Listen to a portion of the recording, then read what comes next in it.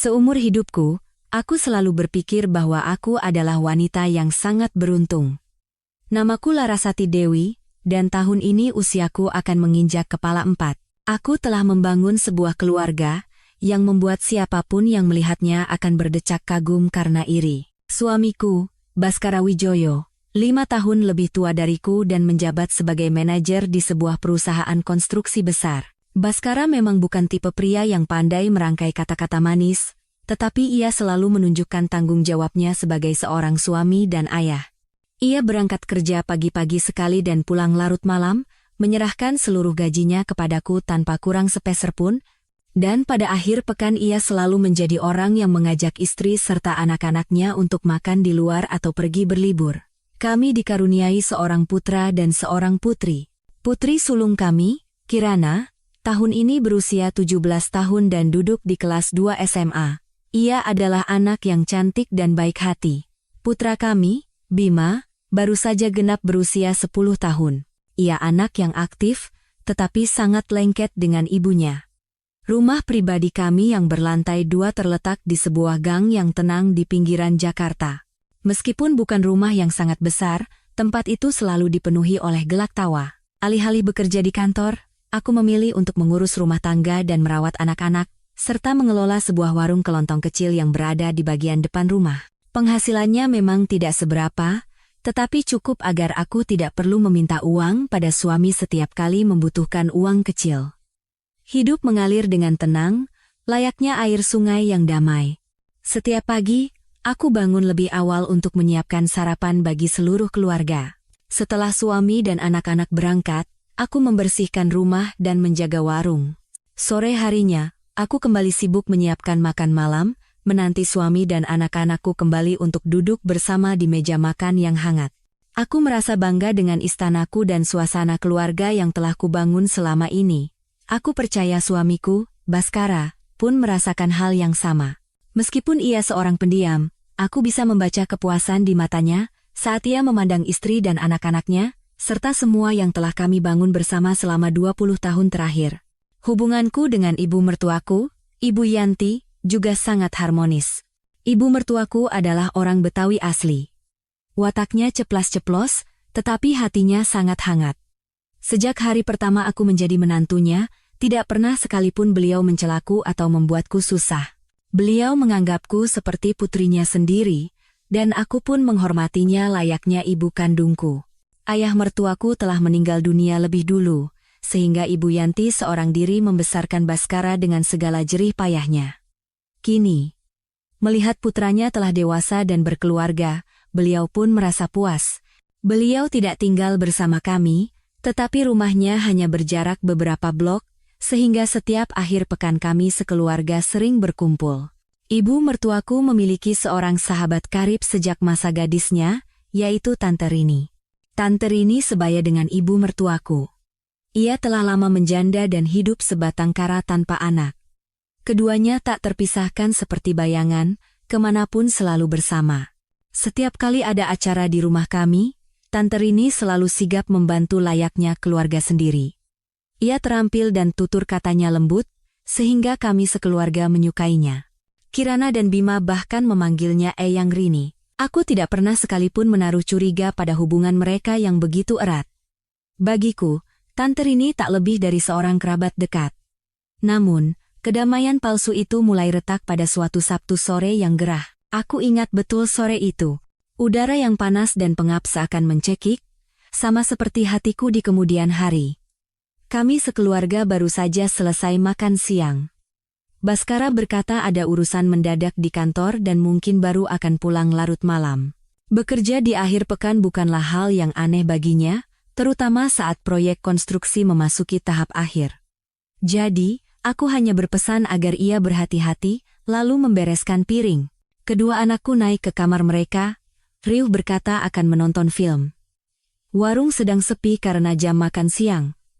Sambil duduk di depan meja kasir dan mengipas-ngipas badan, entah kenapa hatiku terasa gelisah. Aku tidak tahu kenapa, tetapi perasaan aneh terus menghantuiku. Mungkin karena cuaca, batinku mencoba menenangkan diri. Sekitar pukul 3 sore, Ponsel suami yang tertinggal di atas meja ruang keluarga tiba-tiba bergetar. Ia memang pelupa, sering sekali meninggalkan ponsel atau dompetnya. Aku mengira itu telepon dari rekan kerjanya, dan berniat mengangkatnya lalu memberitahu suamiku melalui ponselku. Namun, saat layar menyala, itu bukan panggilan telepon. Sebuah notifikasi pesan WhatsApp muncul di layar kunci. Nama pengirimnya. Kembang Mentari. Nama yang belum pernah kulihat di daftar kontak suamiku. Namun, yang membuatku membeku di tempat dan darahku seakan berhenti mengalir adalah isi pesannya. Aku tunggu di tempat biasa.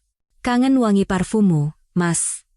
Di belakangnya, bahkan ada emoji hati. Seluruh duniaku. Dunia damai yang telah kubangun dengan susah payah selama 20 tahun mulai berguncang dalam sekejap hanya karena beberapa kata di layar ponsel. Tanganku yang memegang ponsel gemetar hebat, tenggorokanku kering kerontang, dan telingaku berdengung. Aku tidak pernah membayangkan duniaku bisa dijungkir balikkan oleh sebuah pesan sesederhana ini.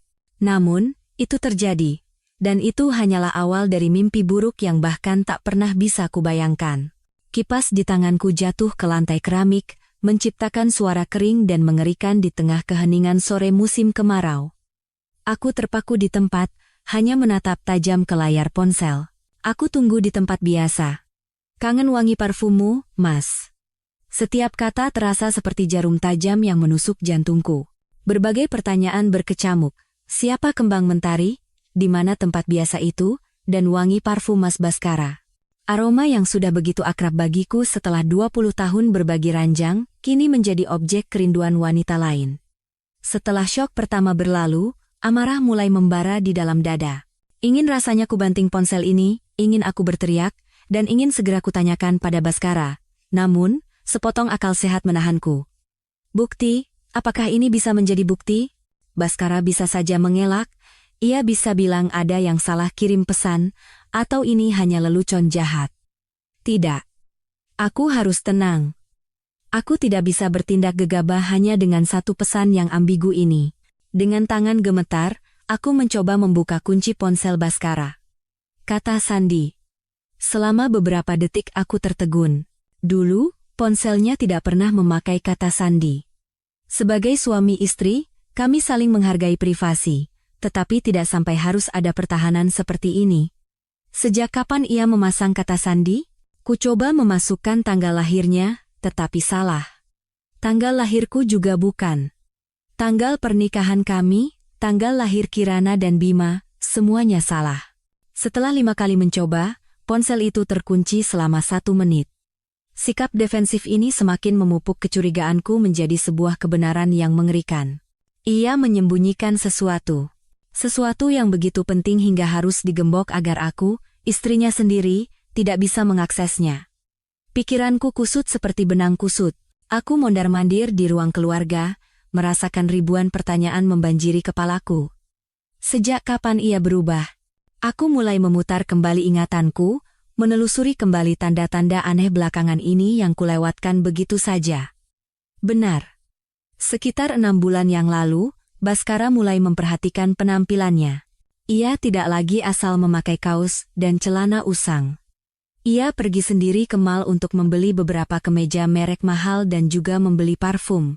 Saat kutanya, ia hanya tertawa dan berkata belakangan ini banyak bertemu dengan klien dari perusahaan mitra, jadi ia harus terlihat lebih rapi demi menjaga citra perusahaan. Saat itu, aku justru senang melihat suamiku merawat diri. Aku bahkan menyetrika kemejanya satu persatu dan menasihatinya agar tidak memakai parfum terlalu banyak. Kalau dipikir-pikir sekarang, mungkinkah parfum itu yang dimaksud oleh wanita itu? Dadaku terasa sesak. Lalu, rapat-rapat mendadak dan perjalanan dinas di akhir pekan menjadi semakin sering. Ia bilang proyek sedang di tahap akhir sehingga ia sangat sibuk. Aku, yang merasa kasihan pada suami yang bekerja keras, selalu menyiapkan makanan bergizi dan mengingatkannya untuk menjaga kesehatan. Aku mempercayainya begitu saja, tanpa curiga sedikit pun. Aku benar-benar bodoh. Bodoh karena percaya bahwa jika aku hanya mengabdikan diri sebagai istri dan ibu di dapur, keluargaku akan selamanya damai. Amarah mereda, digantikan oleh rasa sakit dan malu yang mendalam. Apa salahku? Apakah aku kurang? Apakah aku tidak cukup cantik, tidak bisa memuaskannya? Aku menatap diriku di cermin yang tergantung di ruang keluarga. Wanita di cermin itu memiliki wajah dengan kerutan yang mulai tampak di sudut matanya, rambut yang diikat seadanya, dan mengenakan daster lusuh. Apakah wanita ini sudah terlalu membosankan di matanya? Apakah ia sudah muak dengan masakan rumah, muak dengan istri yang hanya tahu soal anak-anak dan warung? Tidak. Aku menepis pikiran menyalahkan diri sendiri. Jika ia merasa bosan, ia bisa mengatakannya padaku. Jika ada masalah dalam pernikahan, kami bisa menyelesaikannya bersama. Mengapa ia memilih jalan menipu dan mengkhianati istri yang telah menemaninya melewati masa-masa tersulit? Pengkhianatan ini tidak hanya menginjak-injak cintaku, tetapi juga ikatan kami sebagai suami istri selama 20 tahun. Aku terduduk lemas di sofa. Rasanya seluruh tenagaku terkuras. Apa yang harus kulakukan sekarang? Haruskah aku menghadapinya dan menuntut penjelasan? Atau haruskah aku menyelidikinya diam-diam untuk mencari tahu siapa wanita bernama Kembang Mentari itu? Tiba-tiba sebuah pikiran melintas. WhatsApp. Aku bisa mencari nomor telepon yang mengirim pesan itu. Tapi ponsel Baskara terkunci. Ketidakberdayaan. Itulah yang kurasakan saat ini. Aku hanyalah seorang ibu rumah tangga biasa yang seumur hidupnya hanya berkutat dengan urusan domestik. Bagaimana aku bisa melawan tipu muslihat licik dunia luar? Tapi kemudian, bayangan kedua anakku muncul di benakku. Kirana, putriku yang sedang dalam masa sensitif. Apa jadinya jika ia tahu ayahnya orang seperti itu? Bima, putraku, masih terlalu kecil. Ia membutuhkan keluarga yang utuh. Demi anak-anakku, aku tidak boleh hancur. Aku harus kuat. Aku harus mengungkap kebenaran. Aku memutuskan untuk tidak memperbesar masalah ini sekarang. Aku akan berpura-pura tidak tahu apa-apa, mengamatinya diam-diam, dan mencari lebih banyak bukti. Mulai sekarang, setiap kata dan tindakan Baskara akan berada di bawah pengawasanku. Aku harus tahu siapa wanita itu, dan sejauh mana hubungan mereka. Aku tidak tahu apa yang akan kuhadapi, tetapi satu hal yang pasti, hidupku tidak akan pernah sama lagi seperti kemarin. Badai baru saja dimulai. Beberapa hari berikutnya adalah waktu terpanjang dalam hidupku. Aku hidup seperti orang yang berjalan dalam tidur. Secara lahiriah, aku tetap seperti biasa, memasak, membersihkan rumah, dan merawat suami serta anak-anak. Tetapi di dalam, hatiku hancur lebur dan terbakar. Setiap kata dan gerak-gerik Baskara kini dianalisis dan dibedah melalui lensa kecurigaan.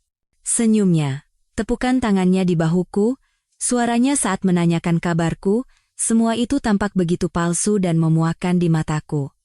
Aku mulai memperhatikan hal-hal kecil dengan lebih saksama. Setiap malam, diam-diam aku mengendus kemeja yang ia lepas. Suatu hari, aku mencium aroma parfum wanita yang asing.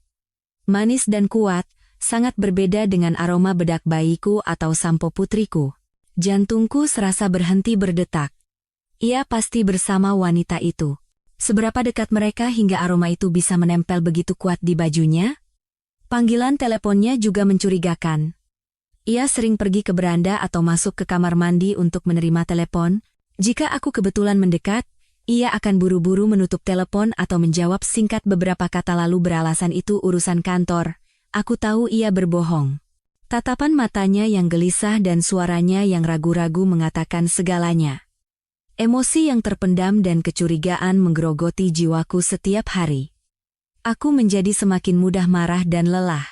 Kirana, putriku, sering menatapku dengan tatapan menyelidik akhir-akhir ini. Suatu kali ia bertanya, "Ibu, akhir-akhir ini ada masalah, ya?" Ibu sering sekali menghela napas. Aku terkejut dan buru-buru menyangkal sambil memaksakan senyum. "Bukan apa-apa, sayang. Cuma lagi capek aja urus warung." Aku tidak ingin anak-anak khawatir, dan lebih tidak ingin lagi citra ayah yang sempurna di benak mereka hancur. Tapi aku tahu, sepandai-pandainya tupai melompat, akhirnya akan jatuh juga. Kesempatan untuk mengungkap kebenaran akhirnya datang pada suatu Rabu malam. Malam itu, Baskara bilang ia harus bertemu klien dan minum-minum sedikit, jadi ia tidak bisa menyetir dan akan pulang naik taksi. Ia berangkat lebih awal dan berpesan agar aku dan anak-anak makan malam duluan. Sekitar pukul 10 malam, saat aku sedang menonton TV di ruang keluarga, telepon rumah berdering. Saat kuangkat, terdengar suara pria yang sepertinya mabuk dari seberang. Halo, betul ini dengan Bapak Baskara Wijoyo? Iya, betul. Tapi Mas Baskara belum pulang. Ini siapa, ya? Tanyaku, diliputi firasat buruk. Oh, aneh. Tadi bilangnya mau langsung pulang.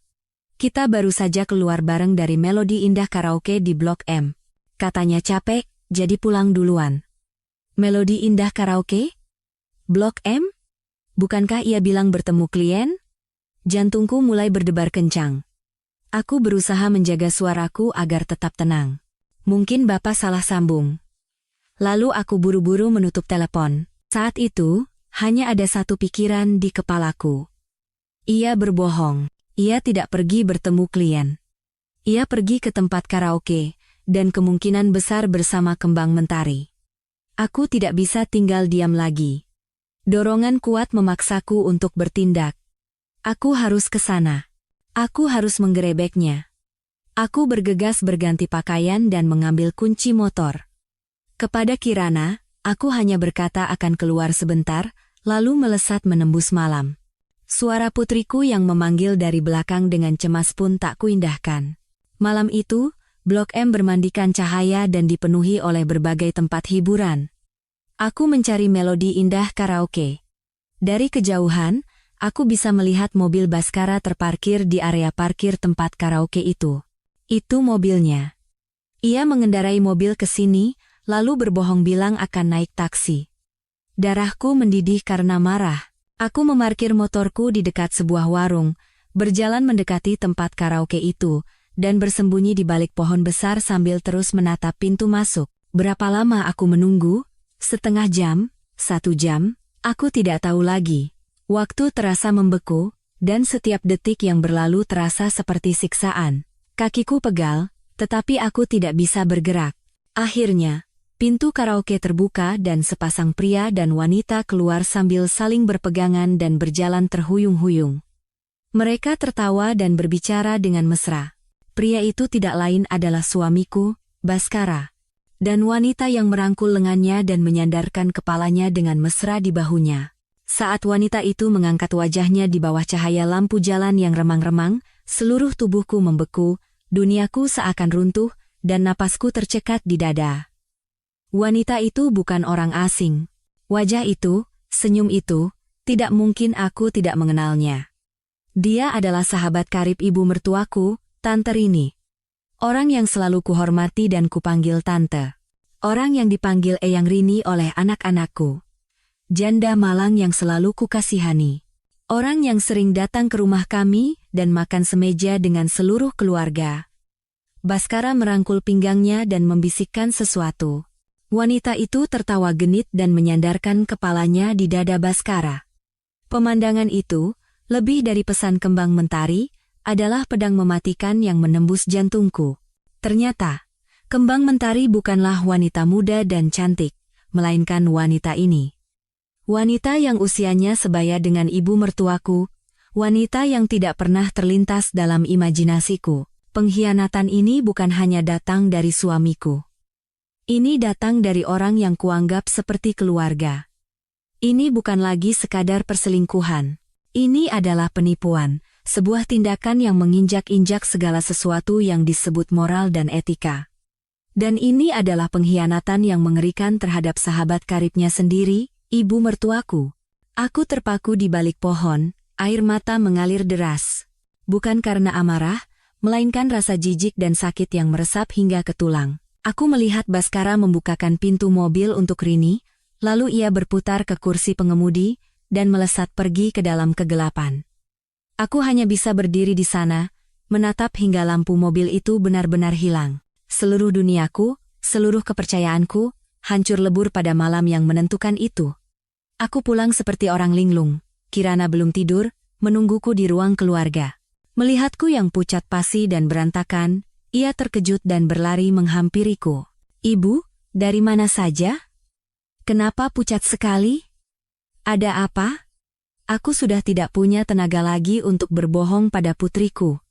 Aku hanya menggelengkan kepala, melewatinya, dan langsung masuk ke kamar tidur. Setelah mengunci pintu, aku terduduk di lantai yang dingin dan menumpahkan semua tangis yang kutahan. Suara tangisan yang tercekat di tenggorokan meledak menjadi isak yang pilu dan menyakitkan.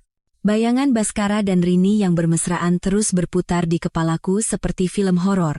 Suamiku dan sahabat karib ibu mertuaku. Kebenaran ini lebih pahit dan lebih kejam dari kecurigaan manapun.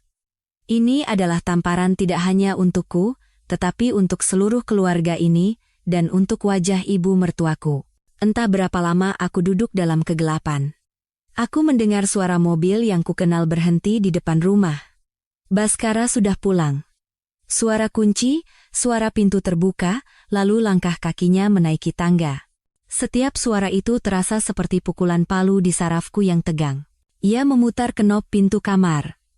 Laras, sudah tidur. Buka pintunya. Suara itu. Suara yang kudengar selama 20 tahun itu, kini terdengar begitu asing dan palsu. Aku tidak menjawab. Ia memanggil beberapa kali lagi, lalu karena merasa aneh, ia mulai menggedor pintu lebih keras. Laras, kamu di dalam? Buka pintunya. Ada apa? Keheninganku sepertinya membuatnya cemas. Dari lantai bawah, terdengar suara Kirana.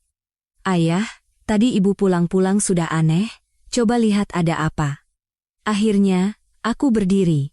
Dengan cepat aku menyeka air mata dan menarik napas dalam-dalam untuk mengumpulkan sisa ketenanganku. Aku membuka pintu. Baskara berdiri tepat di depannya. Dari tubuhnya masih tercium samar bau alkohol dan parfum wanita. Melihat mataku yang bengkak, ia tampak terkejut, tetapi berusaha berpura-pura khawatir. Kenapa? Siapa yang berbuat macam-macam sama kamu? Pertanyaannya menyulut api di gudang mesiu hatiku. Aku menatap lurus ke matanya dan berkata dengan suara dingin tanpa emosi. Dari mana saja? Baskara terkejut sesaat dengan pertanyaanku, tetapi kemudian memasang ekspresi biasa. Kan sudah kubilang. Bertemu dengan orang dari perusahaan mitra, minum-minum sedikit jadi agak telat. Perusahaan mitra? Perusahaan mitra yang ada di tempat karaoke di Blok M? Aku tertawa sinis. Tawa yang lebih pilu dari tangisan. Wajah Baskara memucat. Ia tergagap. Bagaimana kamu tahu? Bukan hanya tahu kamu pergi kemana, tapi aku juga tahu kamu pergi dengan siapa, kataku, menekankan setiap kata. Rasanya tenggorokanku berdarah. Sepertinya rekan bisnismu itu Tante Rini, ya? Sahabat karib ibumu. Kata-kataku meledak seperti bom di dalam ruangan. Baskara membeku di tempat, wajahnya pucat pasi tanpa darah. Ia menatapku dengan mata ngeri, tidak bisa berkata apa-apa. Keheningannya adalah pengakuan yang paling pasti. Tidak ada yang mau dikatakan, teriakku. Semua yang kupendam selama ini meledak. Kenapa? Kenapa harus dia? Apa kamu tidak merasa jijik? Dia seumuran ibumu. Dia sahabat karib ibumu. Bagaimana bisa kamu melakukan hal yang begitu tidak bermoral? Aku memukul-mukul dadanya sambil meraung. Aku bukan lagi istri yang penurut dan sabar. Aku adalah binatang buas yang terluka, yang mengamuk karena sakit dan marah. Baskara buru-buru memegang kedua tanganku. Laras, tenang dulu, dengarkan penjelasanku. Ini tidak seperti yang kamu pikirkan. Tidak seperti yang kupikirkan? Lalu seperti apa? Aku menepis tangannya. Atau semua yang kulihat itu hanya halusinasi? Kamu merangkul pinggangnya. Dia menyandarkan kepalanya di dadamu, semua itu hanya imajinasiku? Sadar bahwa ia tidak bisa mengelak lagi, Baskara mulai mencari-cari alasan. Ia mendudukkanku di tempat tidur dan berkata dengan suara lesu. Maaf, Laras. Aku salah. Tapi aku dan Tante Rini hanya hilaf sesaat. Hilaf sesaat, aku tertawa mengejek. Pesan yang berbunyi aku tunggu di tempat biasa. Kangen wangi parfummu mas. Itu hilaf sesaat? Berbohong padaku bilang bertemu klien lalu bersenang-senang berdua itu hilaf sesaat? Baskara menunduk dalam-dalam, menghindari tatapanku. Aku benar-benar minta maaf. Akhir-akhir ini pekerjaan di kantor sangat berat. Pulang ke rumah, kamu selalu sibuk dengan anak-anak dan warung. Aku merasa kesepian. Tante Rini. Dia mengerti aku. Dia mau mendengarkan ceritaku. Kesepian. Pernahkah kamu bertanya sekali saja apakah aku kesepian? Aku berdiri dan menunjuk wajahnya. Saat aku sendirian mengurus kedua anak kita, mengurus semua pekerjaan rumah ini, saat kamu berangkat pagi dan pulang malam, pernahkah aku mengeluh sekalipun? Kamu mau membenarkan perbuatan kotormu dengan alasan murahan seperti itu? Kamu menyalahkanku karena hanya tahu soal anak-anak? Lalu kamu mau aku bagaimana? Mengabaikan anak-anak, berdandan, memakai baju bagus, dan duduk manis seperti kekasihmu untuk bercakap-cakap mendalam denganmu? Bukan begitu, gumam Baskara. Aku dan dia hanya teman berbagi rasa. Kami tidak melewati batas. Berhenti dengan omong kosong teman berbagi rasa yang menjijikkan itu. Kamu pikir aku anak umur 3 tahun? Pria dan wanita bertemu diam-diam di malam hari, bersenda gurau di tempat karaoke, itu hanya teman? Kamu sekarang sedang menghina kecerdasanku. Melihatku tidak luluh sama sekali, Baskara mulai memohon, tolong, Laras. Beri aku satu kesempatan lagi untuk memperbaiki semuanya, aku akan segera putus dengan Tante Rini. Aku janji. Tolong jangan perbesar masalah ini. Kalau ibu tahu, beliau bisa pingsan. Dan anak-anak, bagaimana mereka akan memandangku? Jadi pada saat seperti ini pun, yang paling ia takuti bukanlah penderitaanku, melainkan citra dirinya, reaksi ibu dan anak-anaknya. Ia takut kehilangan citranya sebagai pria teladan, anak yang berbakti, dan ayah yang sempurna. Keegoisannya membuatku semakin jijik. Aku menatap dalam-dalam mata suamiku, pria yang pernah kucintai dan kupercayai sepenuhnya. Tapi sekarang, yang kulihat hanyalah orang asing, seorang pengecut yang tidak tahu malu, kepercayaanku seperti cermin yang pecah. Sekeras apapun usaha untuk merekatkannya kembali, yang tersisa hanyalah kepingan-kepingan yang tajam. Kesempatan, kataku dengan suara serak, kesempatanmu sudah berakhir saat kamu memutuskan untuk mengkhianatiku. Dan masalah ini, aku tidak akan memperbesarnya, tapi aku juga tidak akan membiarkannya terkubur begitu saja. Bersiap-siap saja. Setelah mengatakan itu, aku mengambil bantal dan selimut, lalu keluar dari kamar. Meninggalkan Baskara yang duduk termangu di tempat tidur. Malam itu, aku tidur di kamar Kirana. Putriku tidak bertanya apa-apa, ia hanya memelukku dalam diam. Dalam pelukan putriku, barulah aku merasa memiliki tempat untuk bersandar. Tapi aku tahu, badai yang sesungguhnya belum datang. Besok, aku harus menghadapi satu orang lagi. Orang yang merasakan pengkhianatan yang sama pedihnya denganku. Ibu mertuaku. Malam itu, aku tidak bisa tidur sekejap pun. Berbaring di samping Kirana, mendengarkan napasnya yang teratur, pikiranku kalut tak menentu. Di seberang dinding adalah kamar tidur kami, dan di sana, Baskara mungkin juga tidak bisa tidur. Aku bisa merasakan keheningan yang berat dan menyesakan menyelimuti seluruh rumah. Tawa dan kehangatan kemarin telah lenyap, digantikan oleh udara dingin dan canggung yang menakutkan. Keesokan paginya, aku bangun lebih awal seperti biasa. Seperti kebiasaan, aku turun ke dapur untuk menyiapkan sarapan, tetapi tanganku kaku dan pikiranku kosong. Apa yang harus kumasak? Nasi goreng kesukaan Baskara? Atau telur mata sapi untuk anak-anak? Semuanya tiba-tiba terasa tidak berarti.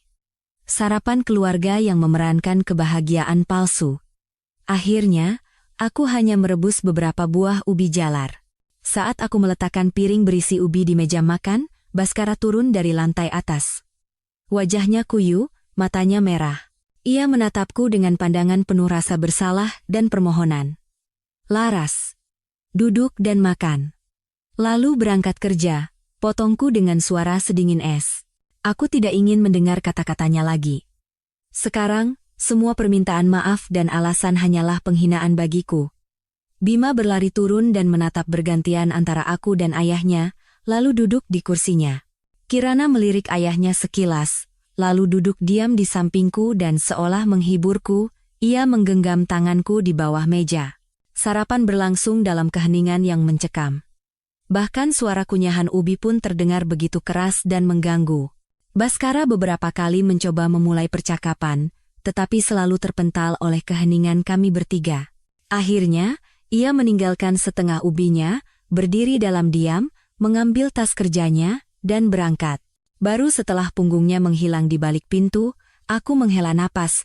Kirana menatapku dengan cemas dan bertanya, "Ibu bertengkar dengan ayah?" Melihat putriku, hatiku terasa pedih. Anak ini sudah cukup besar untuk merasakan ada yang tidak beres. Aku tidak bisa terus menyembunyikannya, tetapi aku tidak tahu bagaimana harus mengatakannya. Aku hanya mengelus kepalanya. "Ada sedikit masalah orang dewasa, sayang. Cepat makan, nanti terlambat ke sekolah." Setelah anak-anak berangkat, aku membereskan rumah seadanya dan duduk sendirian di ruang keluarga. Aku tahu aku tidak bisa membiarkan keadaan ini terus berlanjut. Aku harus berbicara dengan ibu mertua. Ini bukan lagi masalah kami berdua. Ini masalah nama baik keluarga, dan terutama karena sahabat karib beliau terlibat. Ibu mertua berhak tahu kebenarannya. Ibu mertua tidak boleh terus bertemu dan mempercayai Tante Rini tanpa tahu bahwa ia telah dikhianati dari belakang oleh putra yang paling ia cintai dan sahabat yang paling ia percayai. Itu adalah kekejaman terbesar. Begitu pikiran itu terlintas, aku langsung bertindak. Aku berganti pakaian yang lebih rapi, mengeluarkan motor, dan pergi dari rumah.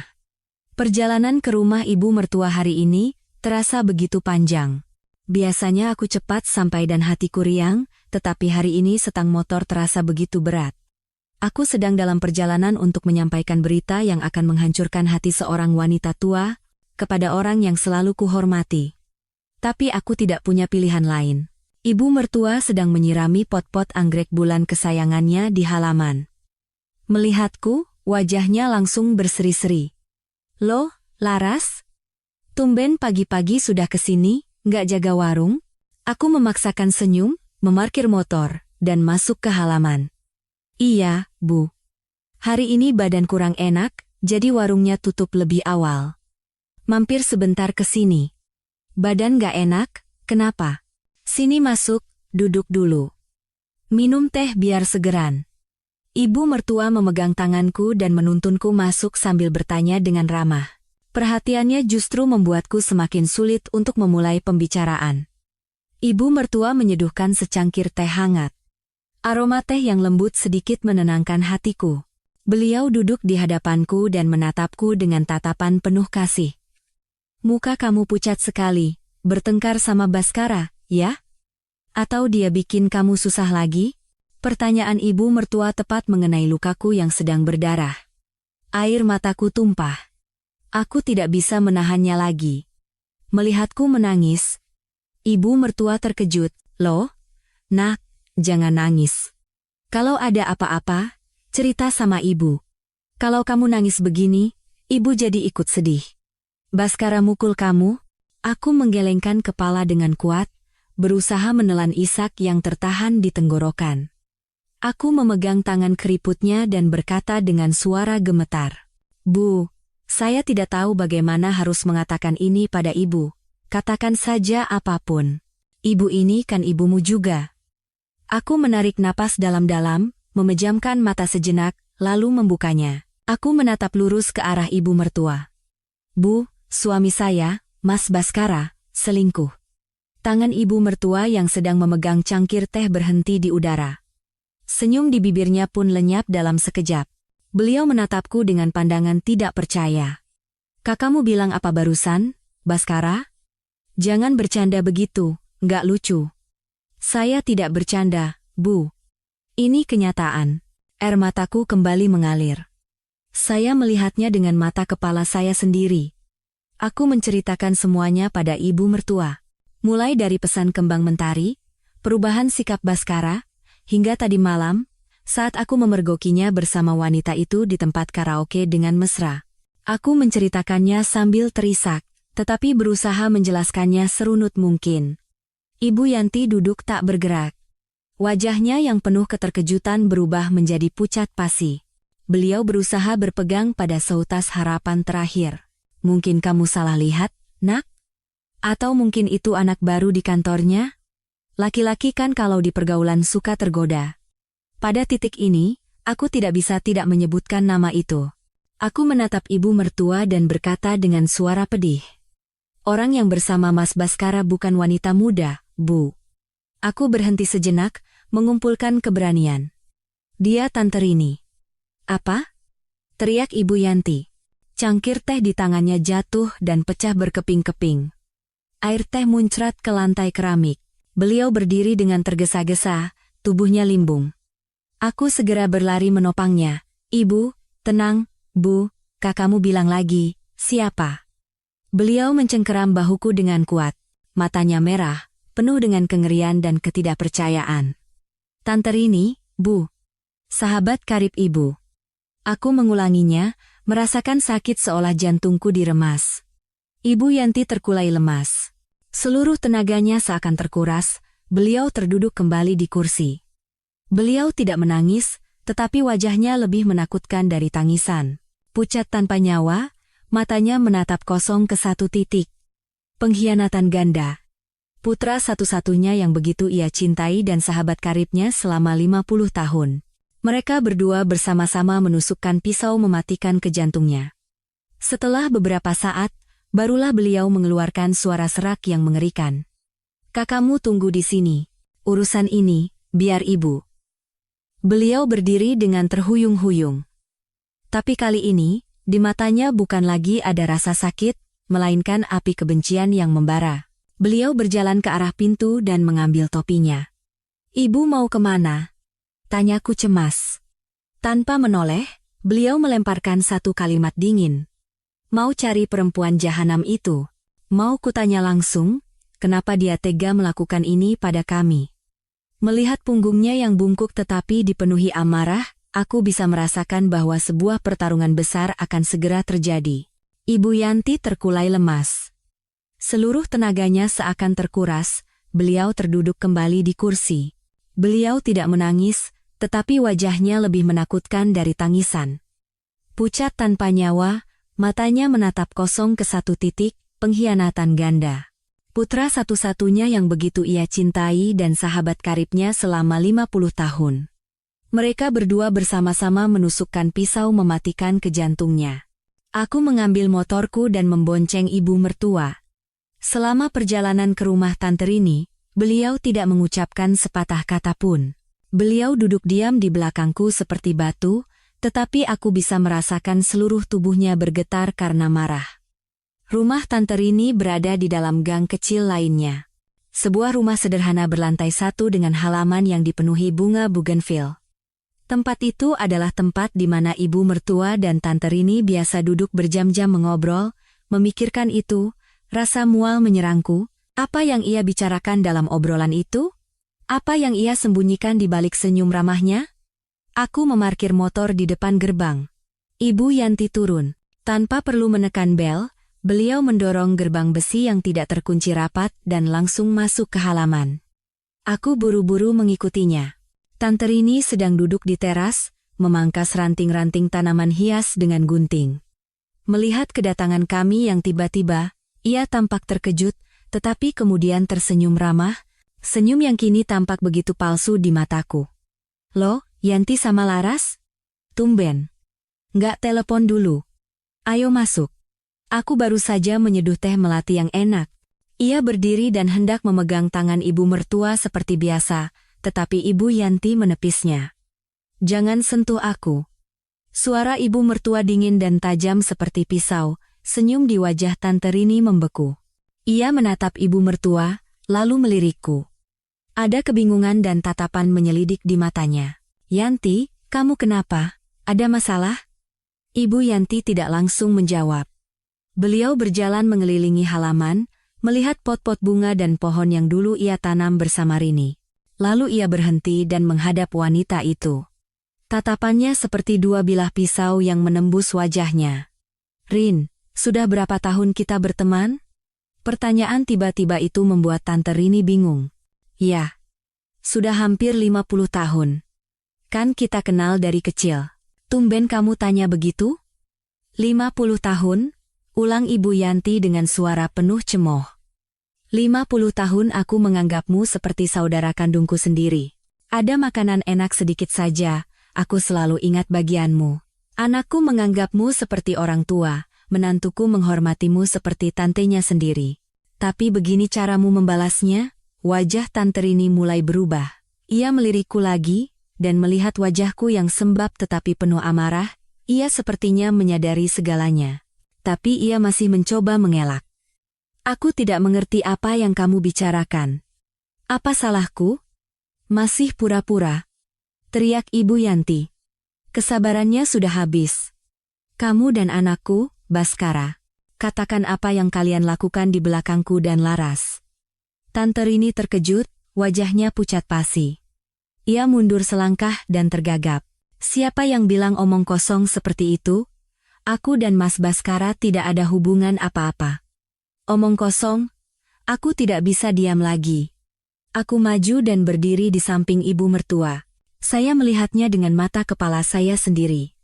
Tadi malam di Melodi Indah Karaoke, tante dan suami saya berpelukan dan masuk ke mobil dengan mesra. Masih mau menyangkal? Dengan bukti dan saksi yang jelas di hadapannya, Tante Rini tahu ia tidak bisa mengelak lagi. Topengnya yang lembut dan menyedihkan terlepas, ia tidak lagi tampak takut. Sebaliknya, ekspresi wajahnya menjadi anehnya tak tahu malu. Ia terdiam beberapa detik, lalu tersenyum sinis. Senyum yang penuh kebencian. "Iya, itu aku dan Mas Baskara." Terus kenapa? Sikapnya membuat aku dan ibu mertua kehilangan kata-kata. Kami mengira ia akan memohon, menangis, dan mencari alasan. Tapi tidak. Ia mengakuinya dengan tenang, bahkan menantang. Ibu Yanti gemetar karena marah. "Kakakmu berani berkata begitu? Kenapa? Kenapa kamu melakukan perbuatan terkutuk itu? Apa kamu ini manusia?" Tante Rini tertawa mengeyek. "Aku manusia? Memangnya selama 50 tahun ini kamu benar-benar menganggapku teman? Atau hanya janda malang yang enak untuk kamu kasihani? Kamu punya keluarga yang sempurna, punya suami dan anak. Aku? Suami mati muda, tidak punya anak satupun. Setiap kali aku ke rumahmu dan melihat keluargamu yang harmonis, apa kamu tahu betapa terbakarnya hatiku? Kakakmu cemburu padaku?" Gagap Ibu Yanti, tidak percaya. "Iya, aku cemburu. Aku benci," teriaknya. Wajahnya yang dulu ayu kini dipenuhi oleh kebencian. "Dan anakmu, Baskara? Kamu pikir dia bahagia? Dia kesepian di rumahnya sendiri. Istrinya hanya tahu soal anak dan uang.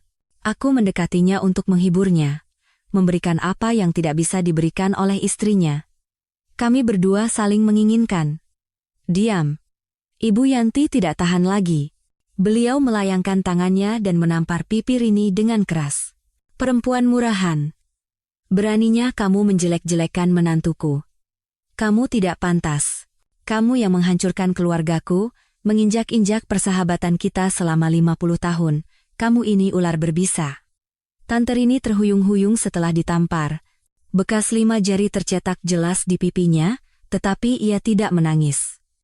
Ia hanya memegangi pipinya dan menatap kami dengan mata penuh kebencian yang membara.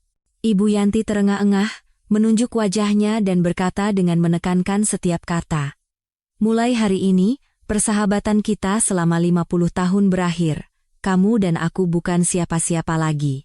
Jangan pernah lagi menunjukkan mukamu di hadapanku, dan jangan pernah lagi menginjakkan kakimu di rumahku. Pergi dari hadapanku." Setelah mengatakan itu, ibu mertua berbalik, memegang tanganku, dan menarikku. "Ayo pergi, nak." Aku mengikuti ibu mertua keluar dari gerbang. Masih syok dengan sikap tak tahu malu dan kata-kata jahat Tante Rini. Di balik topeng sahabat karib dan wanita malang, ada jurang kecemburuan dan kebencian yang telah membara selama puluhan tahun. Saat kami menjauh, tawa gilanya dari dalam halaman masih terngiang-ngiang di telingaku, tawa yang mengerikan. Aku tahu perang ini belum berakhir, ini baru saja dimulai. Aku mengantar ibu mertua pulang.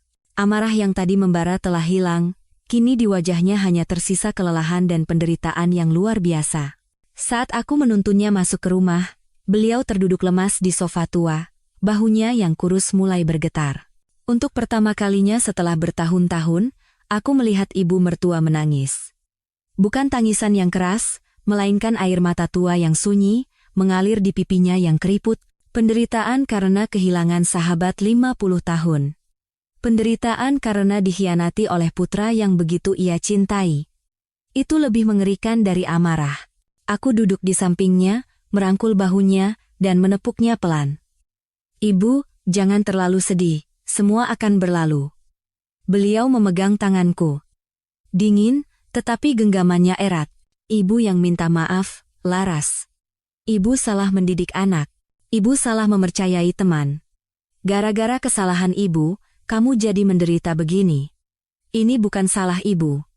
Suaraku tercekat, ibu kan juga korban. Dua wanita, dua generasi, dengan nasib yang berbeda. Tapi kini berbagi penderitaan dan pengkhianatan yang sama. Kami duduk di sana dalam diam. Hanya keheningan dan kesedihan yang menyelimuti.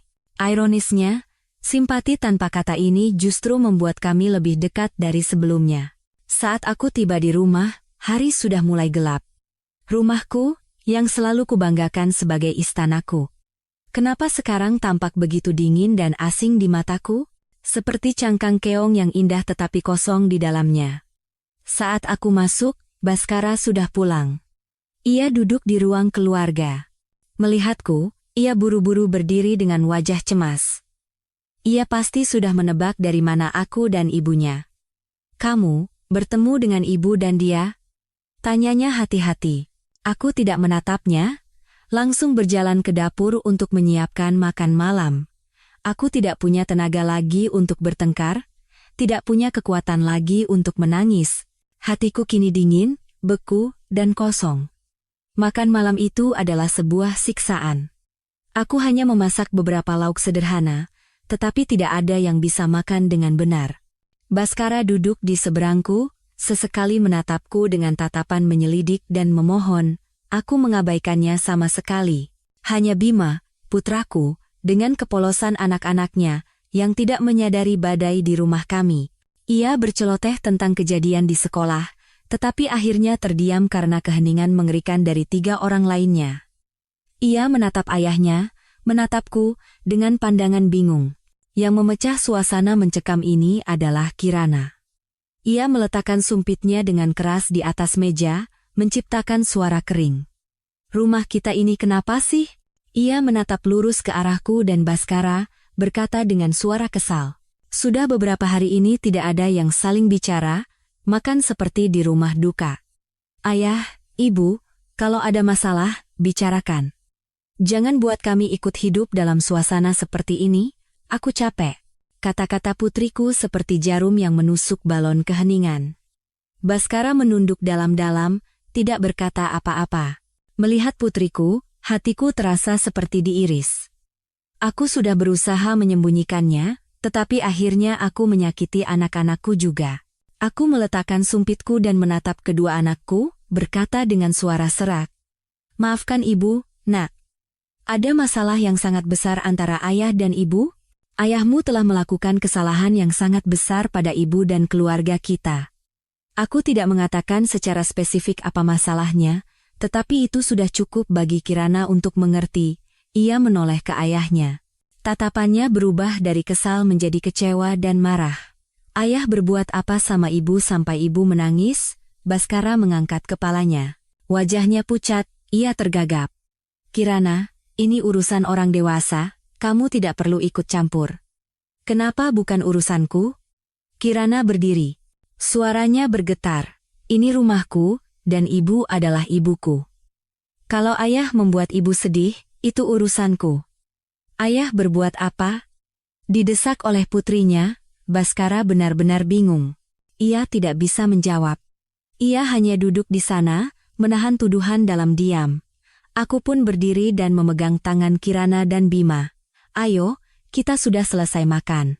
Kita ke kamar, belajar. Aku membawa kedua anakku ke lantai atas. Meninggalkan Baskara sendirian di meja makan yang dingin dan rumah yang tanpa tawa. Malam itu, ia tidak masuk ke kamar tidur. Ia tidur diam-diam di sofa ruang keluarga. Sebuah dinding tak kasat mata telah terbangun di antara kami. Tinggi dan kokoh, dinding yang entah kapan akan runtuh. Kami tinggal di satu rumah, tetapi suasananya seperti dua dunia yang berbeda. Itulah keadaan keluarga kami sekarang. Aku dan Baskara tidak saling bicara, hanya berkomunikasi jika benar-benar perlu. Itu pun singkat dan dingin seperti gunung es. Aku tahu ia takut.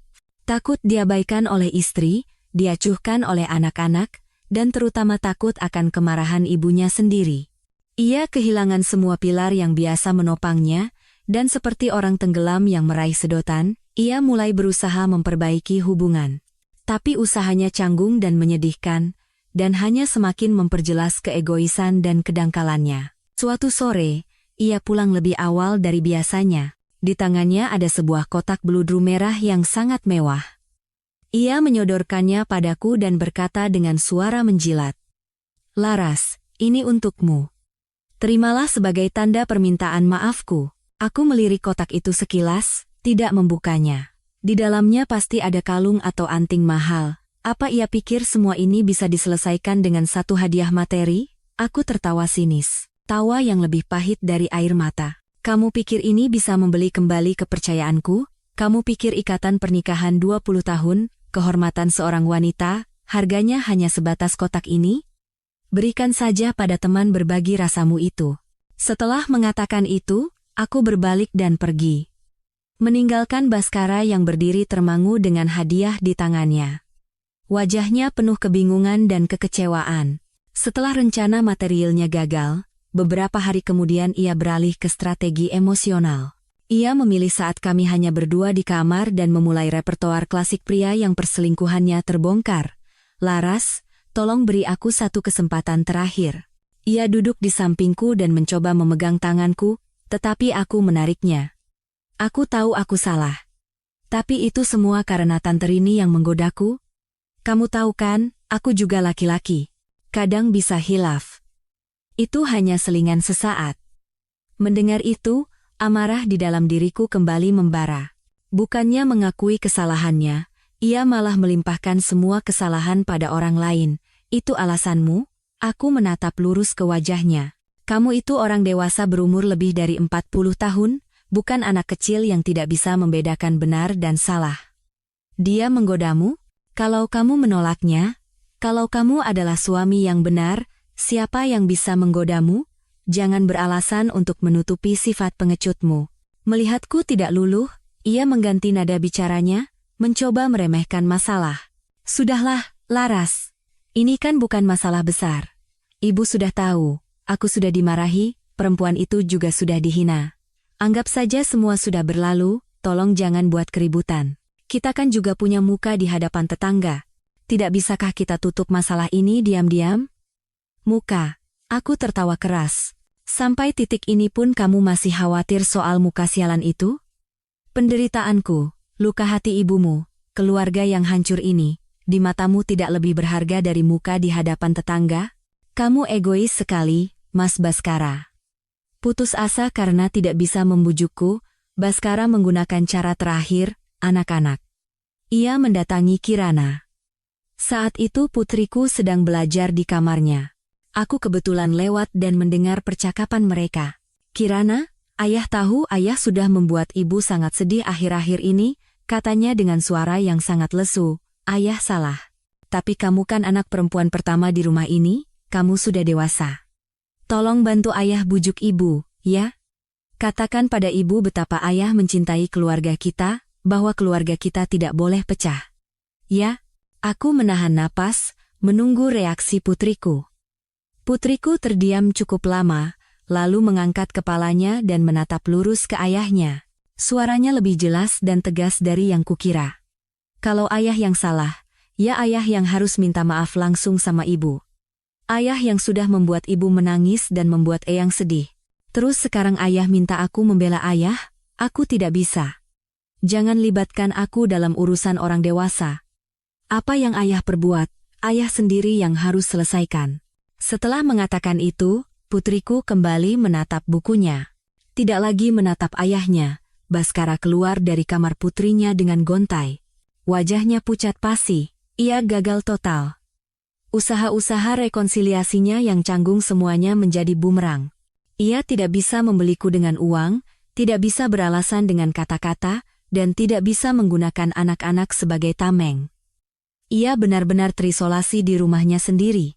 Aku melihatnya terduduk lemas di sofa dan memegangi kepalanya dengan kedua tangannya. Mungkin untuk pertama kalinya ia menyadari bahwa luka yang ia timbulkan bukanlah goresan biasa, melainkan luka yang mengiris dalam ke jantung orang-orang yang paling mencintainya. Selama beberapa hari berikutnya, rumah kami diselimuti oleh keheningan yang lebih menakutkan dari pertengkaran. Kami seperti orang asing yang tinggal di bawah satu atap. Baskara benar-benar pindah tidur ke ruang keluarga. Ia tidak lagi meminta maaf atau mencoba mendekatiku. Sebaliknya, ia tampak lesu, frustrasi, dan cemas. Ia berangkat pagi dan pulang malam, dan makan malam yang ia hadiri semakin jarang. Ia tampak kurus, kantung matanya menghitam, dan selalu menatap ponselnya, bukan dengan kerahasiaan orang yang berselingkuh, melainkan dengan kecemasan dan ketegangan seorang penagih utang. Aku tidak peduli. Penderitaan di dalam diriku telah membeku menjadi bongkahan es. Aku mencurahkan seluruh perhatianku pada warung dan kedua anakku. Aku berusaha menciptakan suasana senormal mungkin bagi mereka. Di akhir pekan, aku mengajak mereka jalan-jalan dan memasak makanan kesukaan mereka. Tapi aku tahu, mereka berdua merasakan bahwa ada keretakan yang tidak bisa diperbaiki lagi antara aku dan ayah mereka. Bima menjadi lebih pendiam, dan Kirana selalu menatapku dengan pandangan kasihan. Ibu mertua meneleponku setiap hari. Beliau tidak bertanya tentang Baskara, tidak menyinggung masalah yang lalu. Beliau hanya menanyakan apakah aku makan dengan baik, bagaimana sekolah anak-anak, dan bagaimana penjualan di warung. Percakapan telepon antara dua wanita senasib ini menjadi penghiburan diam-diam bagi kami berdua. Melalui ibu mertua, aku tahu bahwa Tante Rini benar-benar menghilang. Teleponnya tidak bisa dihubungi, dan rumahnya selalu terkunci. Tetangga bilang ia pergi beberapa hari yang lalu, tetapi tidak ada yang tahu kemana. Kehilangannya justru menimbulkan kecurigaan di dalam diriku. Mengapa wanita yang begitu tak tahu malu dan jahat itu harus pergi tiba-tiba? Apakah ia takut akan sesuatu? Atau ini juga bagian dari rencananya dan Baskara? Sandiwara perpisahan untuk menipu aku dan ibu mertua. Sisi baru dari kebenaran mulai terungkap pada suatu pagi di akhir bulan. Saat aku sedang menyapu di depan warung, seorang tukang pos datang dan memberikan tagihan listrik, air, serta sepucuk surat tercatat. Surat itu ditujukan untuk suamiku, Baskara Wijoyo. Yang menarik perhatianku adalah nama pengirimnya, PT Dana Harapan Sejahtera, nama yang belum pernah kudengar. Selama ini, keluarga kami hanya berurusan dengan bank BUMN, perusahaan pembiayaan swasta. Kenapa Baskara berurusan dengan tempat seperti ini? Intuisi seorang istri yang dikhianati mengatakan ada sesuatu yang tidak beres. Aku memegang surat itu dengan ragu. Aku tidak punya hak untuk membuka suratnya, tetapi kecurigaan ini tidak membiarkanku diam. Tepat pada saat itu, Baskara turun dari lantai atas, bersiap-siap berangkat kerja. Melihatku memegang surat itu, wajahnya memucat. Kepanikan yang melintas di matanya begitu cepat hingga nyaris tak terlihat. Ia berjalan cepat ke arahku dan merebut surat itu dari tanganku. Oh, suratku. Biar aku yang terima. Sikapnya semakin memperkuat kecurigaanku. Ada surat tercatat dari perusahaan yang aneh, kataku, pura-pura biasa. Ah, bukan apa-apa, cuma surat iklan, katanya. Berbohong dengan canggung sambil buru-buru memasukkan surat itu ke dalam tasnya. Ia bahkan tidak berani menatap mataku. Lalu ia cepat-cepat mengalihkan pembicaraan dan melesat pergi dengan motornya seolah melarikan diri dari sesuatu. Aku menatap punggungnya, hatiku dipenuhi pertanyaan tanpa jawaban. Iklan? Surat tercatat itu surat iklan?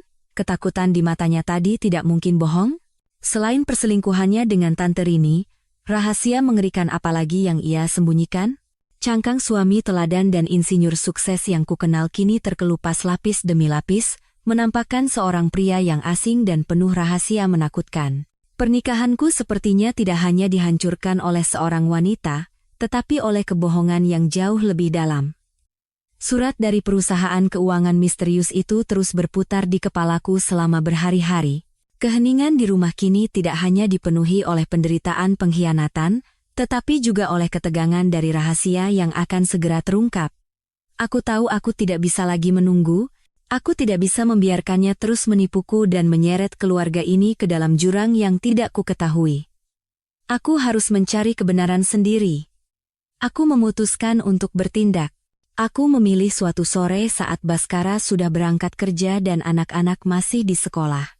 Jantungku berdebar kencang saat aku masuk ke ruang kerjanya di lantai 2. Dulu, aku hampir tidak pernah masuk ke sana karena menghargai ruang pribadi suami.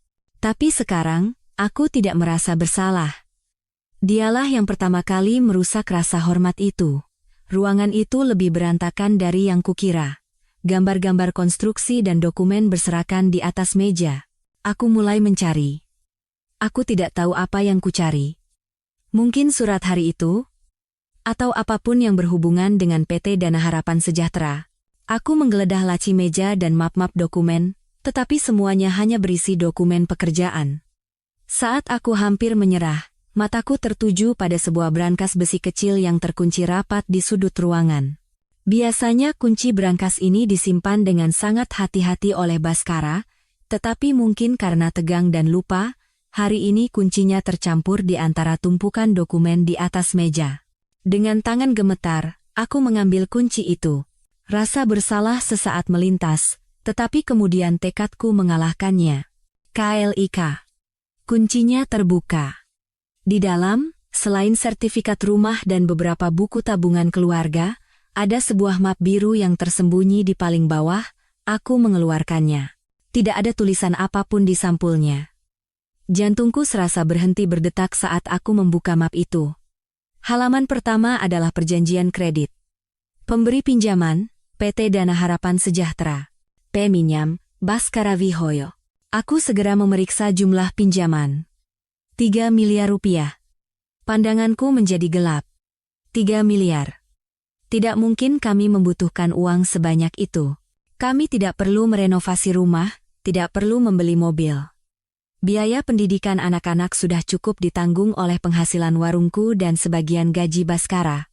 Lalu untuk apa ia menggunakan uang sebanyak itu? Aku melihat tanggal penandatanganan perjanjian, sekitar 7 bulan yang lalu, tepat saat ia mulai berubah, mulai memperhatikan penampilan, dan perjalanan dinas mendadaknya menjadi sering. Saat aku membalik ke halaman berikutnya, aku hampir pingsan melihat suku bunganya, bunga yang mencekik. Suku bunga yang hanya digunakan oleh rentenir berkedok perusahaan keuangan, pikiranku kalut. Apa yang ia lakukan dengan 3 miliar itu? Gagal investasi? Judi?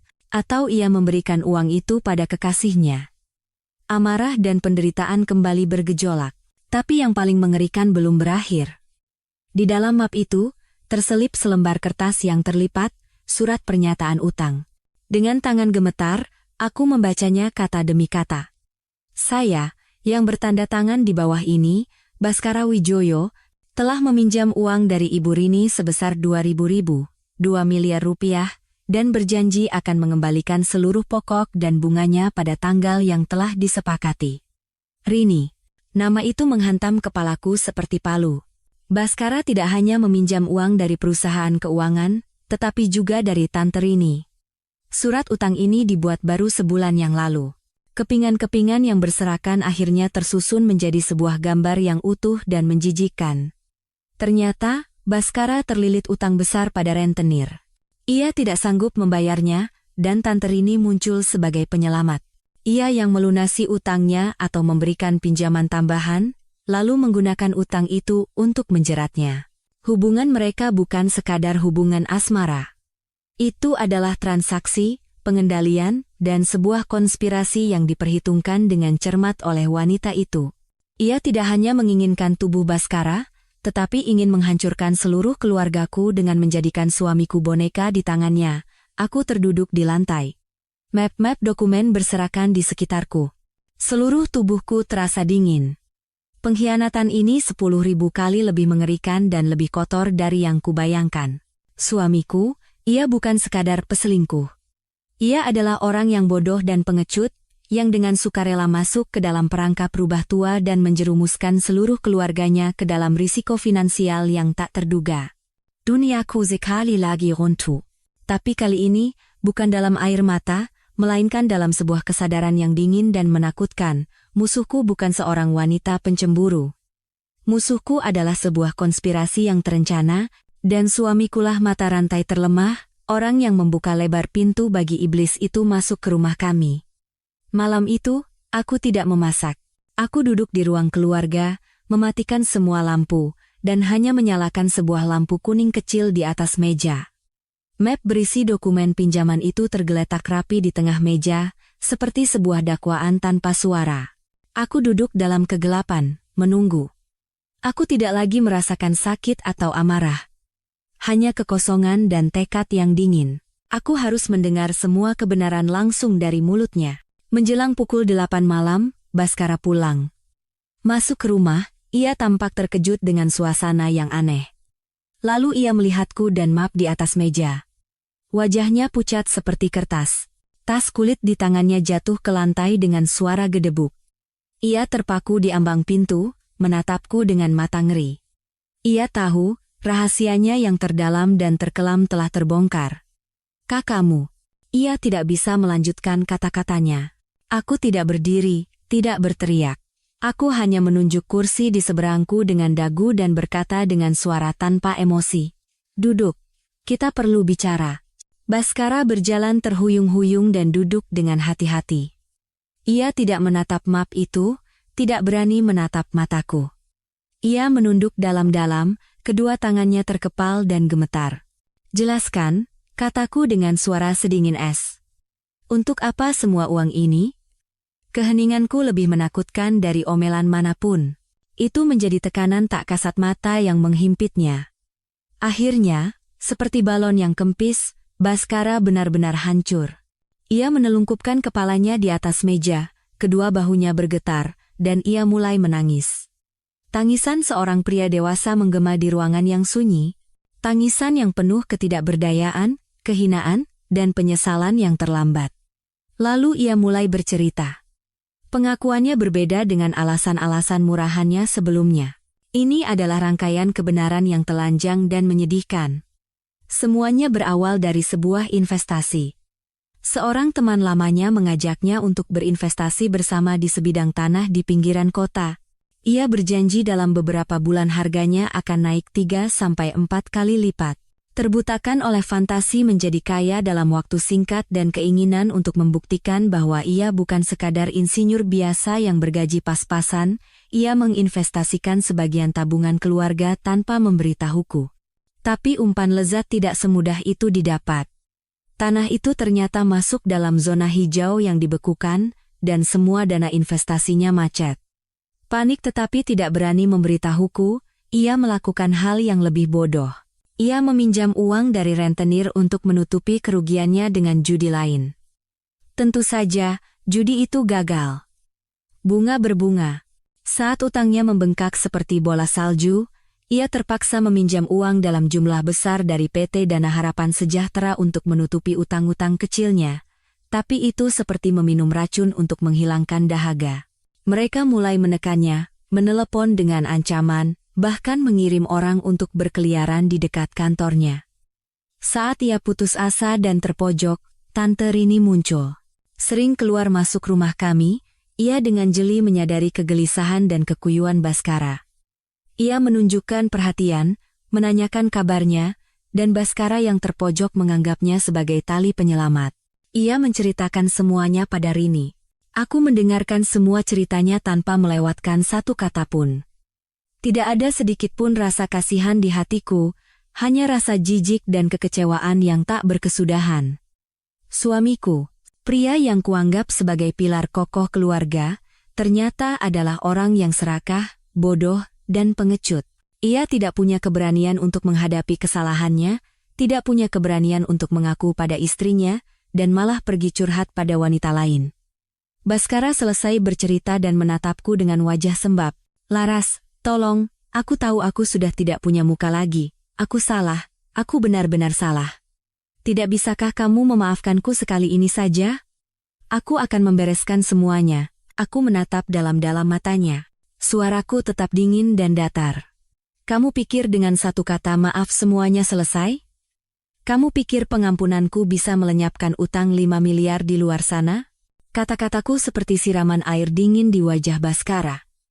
Ia tertegun. Benar. Menangis dan menyesal tidak akan menyelesaikan apa-apa. Utang raksasa itu tetap ada, dan risiko seluruh keluarga menjadi gelandangan tetap nyata.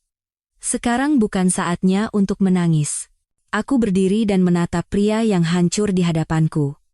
Sekarang, katakan padaku apa konspirasi sebenarnya dari perempuan yang kamu sebut sahabat ibumu itu. Saat aku menyebut Tante Rini, Baskara tampak gemetar. Ketakutannya pada wanita itu sepertinya lebih besar dari rasa malunya menghadapiku. Ia ragu-ragu cukup lama, lalu dengan suara terputus-putus dan penuh ketakutan, ia melanjutkan ceritanya. Awalnya dia sangat baik. Dia bilang dia menganggapku seperti keponakannya sendiri, tidak bisa tinggal diam melihatku diteror preman. Dia meminjamkan 2 miliar untuk membereskan utang-utang kecil, hanya menyisakan utang besar di Dana Harapan Sejahtera. Tindakan heroik itu membuat Baskara benar-benar percaya dan berterima kasih padanya. Ia menganggapnya sebagai penolong, satu-satunya orang yang mengerti dan membantunya dalam kesusahan. Dan saat itulah, perangkap mulai menjerat. Dia menjadi satu-satunya tempat curhatku, aku Baskara. Dia selalu mengatakan apa yang ingin ku dengar. Dia menjelek-jelekanmu. Katanya kamu hanya tahu soal anak-anak dan warung, tidak akan pernah mengerti stres pria sepertiku. Katanya kalau aku memberitahumu soal utang, kamu akan mengamuk dan keluarga kita akan hancur. Hanya dialah yang benar-benar bisa berada di sisiku. Kata-kata manis berbisa itu perlahan meracuni pikiran Baskara, membuatnya semakin menjauhiku dan bergantung padanya. Lalu terjadilah apa yang harus terjadi. Suatu malam saat ia putus asa dan mabuk, Rini ada di sampingnya, dan hubungan itu terjadi. Baskara menunduk, tidak berani menatapku. Setelah itu, semuanya berubah. Rini bukan lagi penolong. Ia menjadi majikannya. Ia memegang 2 senjata terkuat, utang dan perselingkuhan. Ia bisa menghancurkan Baskara kapan saja. Ia dikendalikan sepenuhnya. Kencan, karaoke, hadiah-hadiah mahal, semuanya direncanakan oleh Rini. Baskara hanyalah boneka yang patuh mengikuti perintah. Suatu kali dia pernah berkata sesuatu yang sampai sekarang membuatku merinding, kata Baskara dengan suara gemetar. Dia berkata sambil tersenyum, ibumu punya keluarga yang sempurna, punya anak yang sukses, beliau punya segalanya, sedangkan aku tidak punya apa-apa, tapi sekarang beda. Setidaknya, aku punya hal yang paling berharga miliknya. Barulah aku benar-benar mengerti kejahatan wanita itu. Targetnya bukan Baskara. Baskara hanyalah alat. Target utamanya adalah ibu mertua. Ini adalah balas dendam yang direncanakan selama puluhan tahun. Balas dendam yang mengincar kebahagiaan dan kebanggaan terbesar dari orang yang ia sebut teman. Ia tidak butuh cinta. Ia butuh kepemilikan. Ia ingin merebut hal yang paling berharga dari ibu mertua untuk memuaskan rasa cemburunya yang patologis. Aku merinding. Kami berhadapan dengan musuh yang begitu berbahaya dan licik. Lalu kenapa belakangan ini dia menghilang? Tanyaku, berusaha tenang. Apa dia menyerah? Baskara menggeleng kuat, wajahnya semakin panik. Dia tidak akan pernah menyerah. Sebelum pergi, dia memberiku ultimatum. Ultimatum? Dia memberiku waktu 2 bulan untuk menyiapkan 5 miliar rupiah, termasuk bunga yang ia tetapkan, dan membayarnya. Kalau setelah 2 bulan uangnya tidak ada, dia akan mengirim semua surat utang dan foto-foto mesra kami ke kantor dan ke semua kerabat kita. Dia akan merampas segalanya dariku. Pekerjaan, keluarga, kehormatan. Dan dia akan membuat ibuku hidup dalam kehinaan seumur hidupnya. Jadi itu sebabnya. Ia tidak menghilang. Ia hanya mundur sejenak ke dalam kegelapan, mengencangkan jerat di leher suamiku, dan menunggu saat yang tepat untuk melancarkan serangan terakhir. Semua konspirasi telah terungkap. Rencana balas dendam yang kejam. Utang raksasa, dan bom waktu kematian yang berdetak di atas kepala kami. Aku menatap suamiku yang meringkuk ketakutan. Tidak ada lagi gelombang emosi di hatiku. Ia bukan tempat bersandar. Ia adalah sumber dari semua malapetaka. Dalam badai ini, aku tidak bisa mengandalkan siapapun. Aku tahu, mulai saat ini, aku harus berdiri dan berjuang sendiri. Bukan untuk menyelamatkan pernikahan yang sudah mati, melainkan untuk melindungi apa yang tersisa, anak-anakku, rumah ini, dan kehormatan ibu mertuaku yang malang. Perang yang sesungguhnya baru saja dimulai. Malam itu, aku begadang semalaman. Beban utang 5 miliar rupiah dan ancaman Tante Rini lebih berat menekan hatiku daripada penderitaan karena pengkhianatan. Aku melihat Baskara yang tertidur meringkuk di sofa setelah menumpahkan semua emosinya. Ia hanyalah cangkang kosong yang telah hancur. Aku tahu, mustahil untuk mengandalkannya. Fajar mulai menyingsing. Sinar matahari pertama masuk melalui jendela, tetapi tidak mampu mengusir kegelapan di dalam rumah. Aku berdiri. Tubuhku lelah, tetapi pikiranku anehnya jernih. Di tengah krisis ekstrem, muncul tekad yang kuat. Aku tidak boleh hancur, dan aku tidak bisa berjuang sendirian. Hanya ada satu orang di dunia ini yang memiliki musuh yang sama dan tujuan yang sama denganku. Aku berganti pakaian, dan tanpa sarapan, aku langsung mengendarai motorku ke rumah ibu mertua. Ibu Yanti sudah bangun dan sibuk di dapur. Melihatku datang dengan wajah serius yang tidak seperti biasanya, beliau langsung tahu ada yang tidak beres.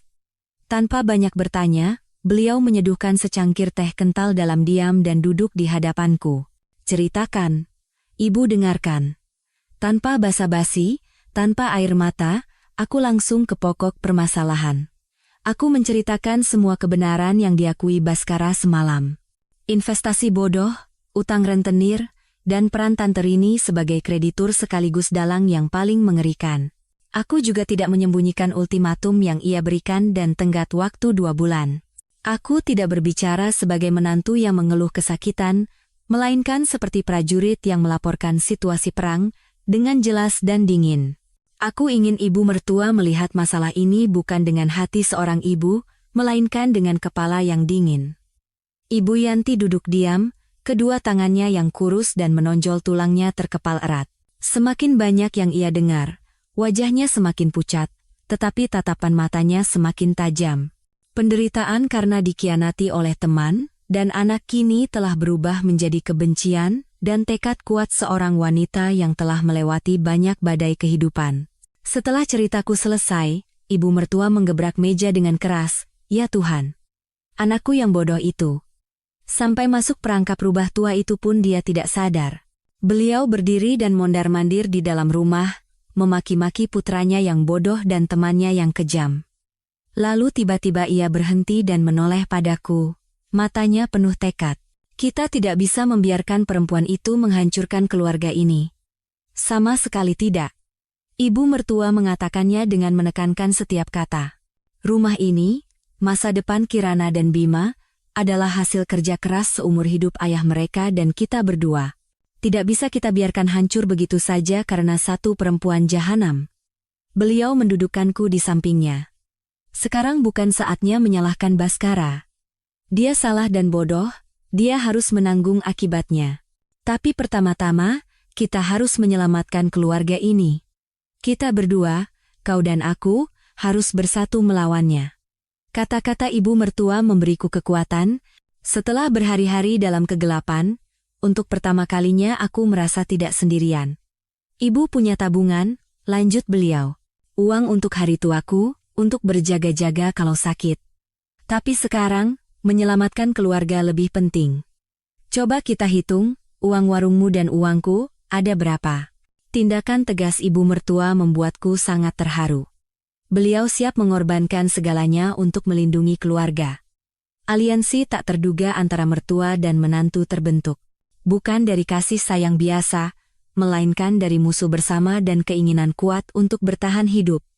Tapi, Bu, kataku, meskipun kita punya cukup uang, memberinya uang bukanlah solusi.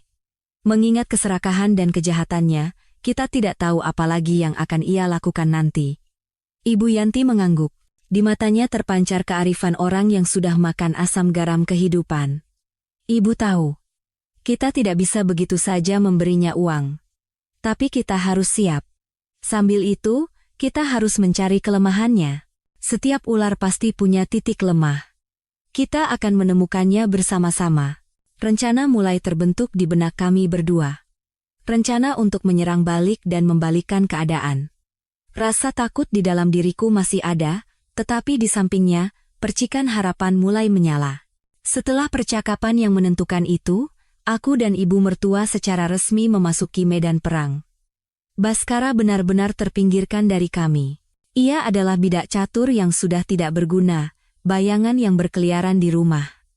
Ia hanya berangkat kerja, pulang, dan tidak berani bicara sepatah kata pun. Semua keputusan kini ada di tangan aku dan ibu mertua. Langkah pertama, kami menginventarisasi semua aset. Aku menarik semua tabunganku dari hasil warung. Ibu mertua juga membawa buku tabungan pensiunnya. Jumlahnya cukup besar. Tetapi masih kurang jika dibandingkan dengan 5 miliar rupiah yang diminta tante Rini. Dan yang lebih penting, seperti yang kukatakan, membayar utang tidak akan menyelesaikan akar masalahnya. Untuk mengalahkannya, kita harus mengenalnya, kata ibu mertua sambil mengetuk-ngetuk meja. Perempuan itu menghilang bukan karena takut, dia menunggu kita panik dan hancur sendiri. Kita harus tahu di mana dia, dan apa yang dia lakukan. Maka, dimulailah penyelidikan rahasia. Ibu mertua, dengan jaringan tetangga dan teman-teman lamanya yang telah dibangun selama puluhan tahun, menjadi agen intelijen yang sangat efisien. Beliau pergi dari rumah ke rumah, kadang beralasan membeli sayur, kadang meminta cabai, tetapi tujuan utamanya adalah menggali informasi. Pada lihat Rini nggak, sih? Katanya mau jalan-jalan, kok ditelepon nggak bisa. Jadi khawatir. Ibu mertua bertanya dengan pura-pura biasa. Awalnya, informasi simpang siur. Ada yang bilang ia pulang kampung, ada yang bilang mengunjungi kerabat di selatan. Tapi setelah beberapa hari usaha yang gigih, informasi berharga muncul. Salah satu teman ibu mertua berkata, "Aneh, ya, beberapa hari lalu aku lihat dia naik taksi bagus. Arahnya ke perumahan baru di ujung kota sana, kompleks villa orang-orang kaya itu. Setahuku dia nggak punya kerabat di sana." Perumahan baru. Informasi ini membuat kami berpikir, dari mana ia punya uang untuk berurusan dengan tempat mewah seperti itu? Selama ibu mertua melacak keberadaannya, aku fokus pada arah yang berbeda, masa lalu tante Rini. Aku mencoba mengingat kembali potongan-potongan kenangan saat ibu mertua bercerita tentang temannya itu. Suaminya meninggal muda karena sakit, hidup sebatang kara tanpa anak dan kerabat. Kehidupan yang sederhana dan menyedihkan. Tapi apa benar sesederhana itu? Suatu malam, saat kami berdua sedang menyusun informasi, sebuah ingatan samar melintas di benak ibu mertua. Ibu ingat, beliau menepuk lututnya. Dulu, waktu suaminya Rini meninggal, banyak omongan di kampung. "Omongan apa, Bu?" tanyaku tak sabar. Katanya suaminya itu bukan meninggal karena sakit liver. Katanya dia bangkrut karena bisnis, terlilit utang, terus putus asa minum racun serangga. Suara ibu mertua mengecil. Waktu itu ibu nggak percaya. Ibu malah marahi orang-orang karena menggosipkan temanku. Tapi kalau dipikir-pikir sekarang, jangan-jangan. Petir menyambar di kepalaku. Utang, bunuh diri. Ada kaitan yang aneh dengan situasi Baskara sekarang. Mungkinkah ini kebetulan? Ibu, ingat tidak apa pekerjaan suaminya itu? Atau dengan siapa dia bergaul? Ibu Yanti mengerutkan kening, mencoba mengingat kembali kenangan yang jauh. Orangnya sih baik, tapi suka berjudi, jadi bergaulnya sama teman-teman yang nggak benar. Ada satu teman akrabnya, namanya kalau nggak salah Tejo. Mukanya ada bekas luka panjang, jadi dipanggilnya Tejo Kodet. Setelah suaminya Rini meninggal, dia juga menghilang dari kampung ini. Tejo Kodet. Nama baru, petunjuk baru. Jantungku berdebar lebih cepat. Kami seperti berjalan meraba-raba di jalan yang gelap, dan akhirnya menemukan secercah cahaya di ujungnya. Musuh kami bukan hantu tak terlihat. Ia punya masa lalu, ia punya rahasia. Dan rahasia seringkali disertai dengan kelemahan. Penyelidikan kami mendapatkan arah yang konkret, cari Tejo Kodet. Cari tahu kebenaran di balik kematian suami tante Rini. Kami yakin, ular itu pasti akan menunjukkan wujudnya. Nama Tejo Kodet menjadi satu-satunya target kami. Tetapi mencari orang yang menghilang dari kampung belasan tahun yang lalu hanya dengan bekal nama panggilan dan bekas luka, sama seperti mencari jarum di tumpukan jerami. Beberapa hari pertama, semua usaha kami menemui jalan buntu.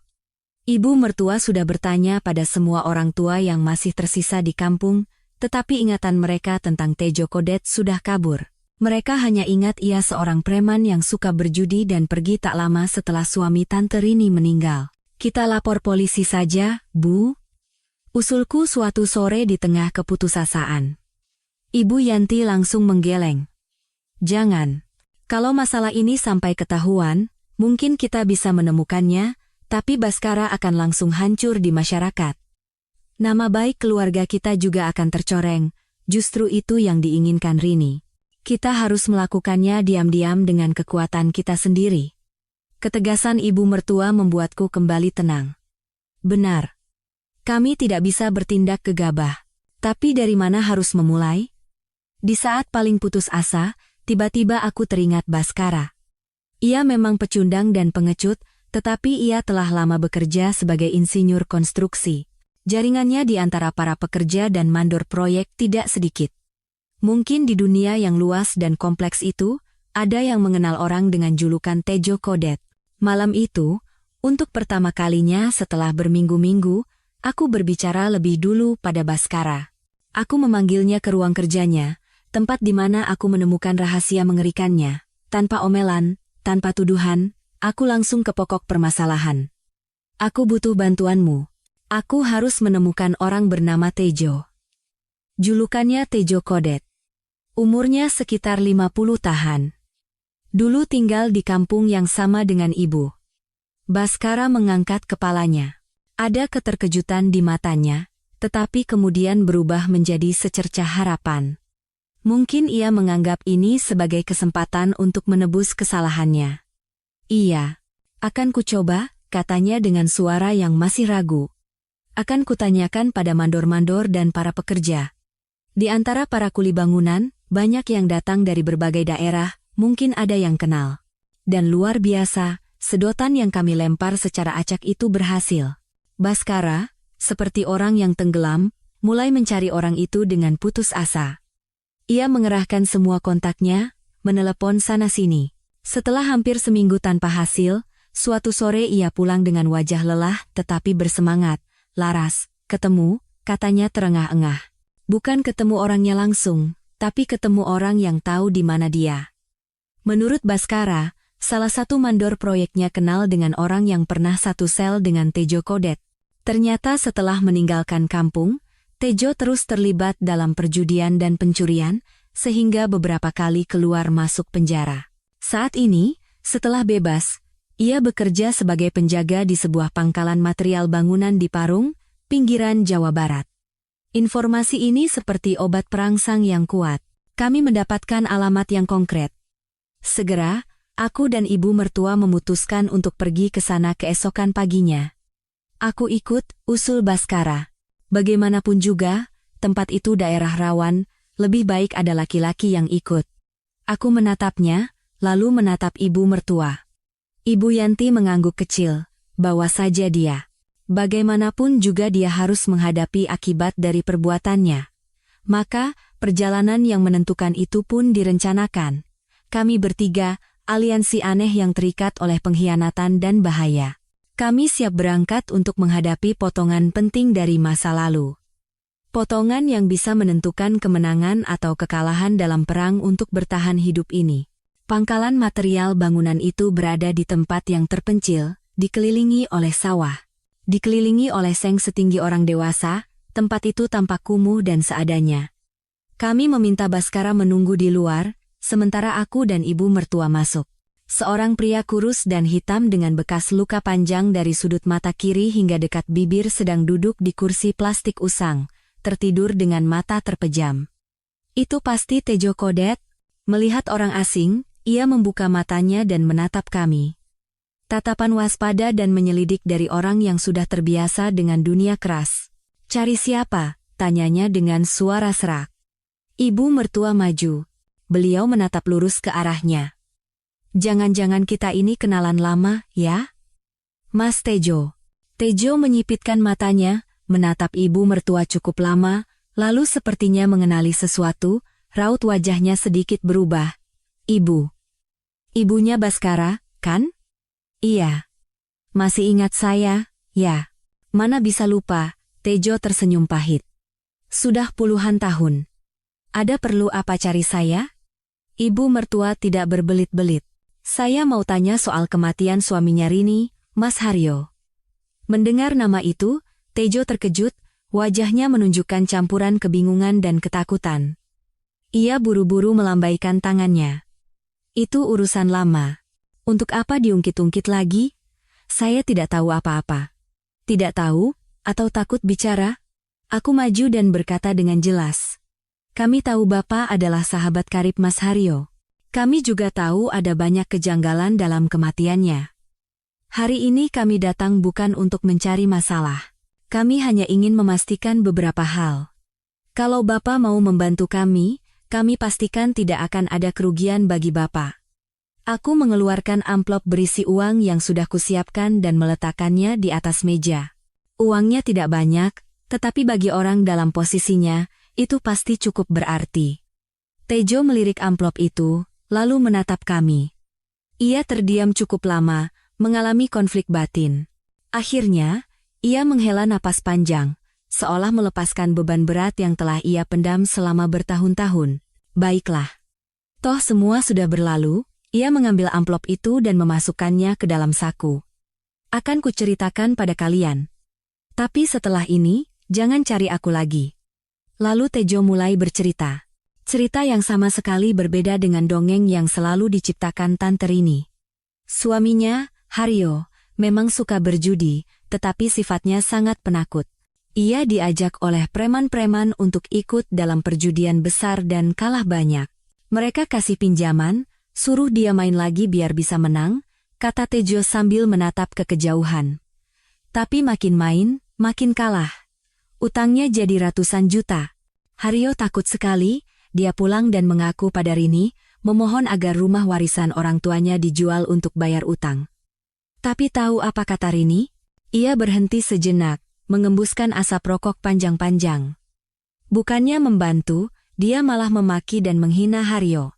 Katanya lebih baik mempertahankan rumah ini daripada menyelamatkan suami tidak berguna. Dia bilang, kalau Haryo tidak bisa menyelesaikan utangnya sendiri, ya cuma ada jalan mati. Nanti pemakamannya akan dia urus dengan baik. Aku dan ibu mertua lemas mendengarnya.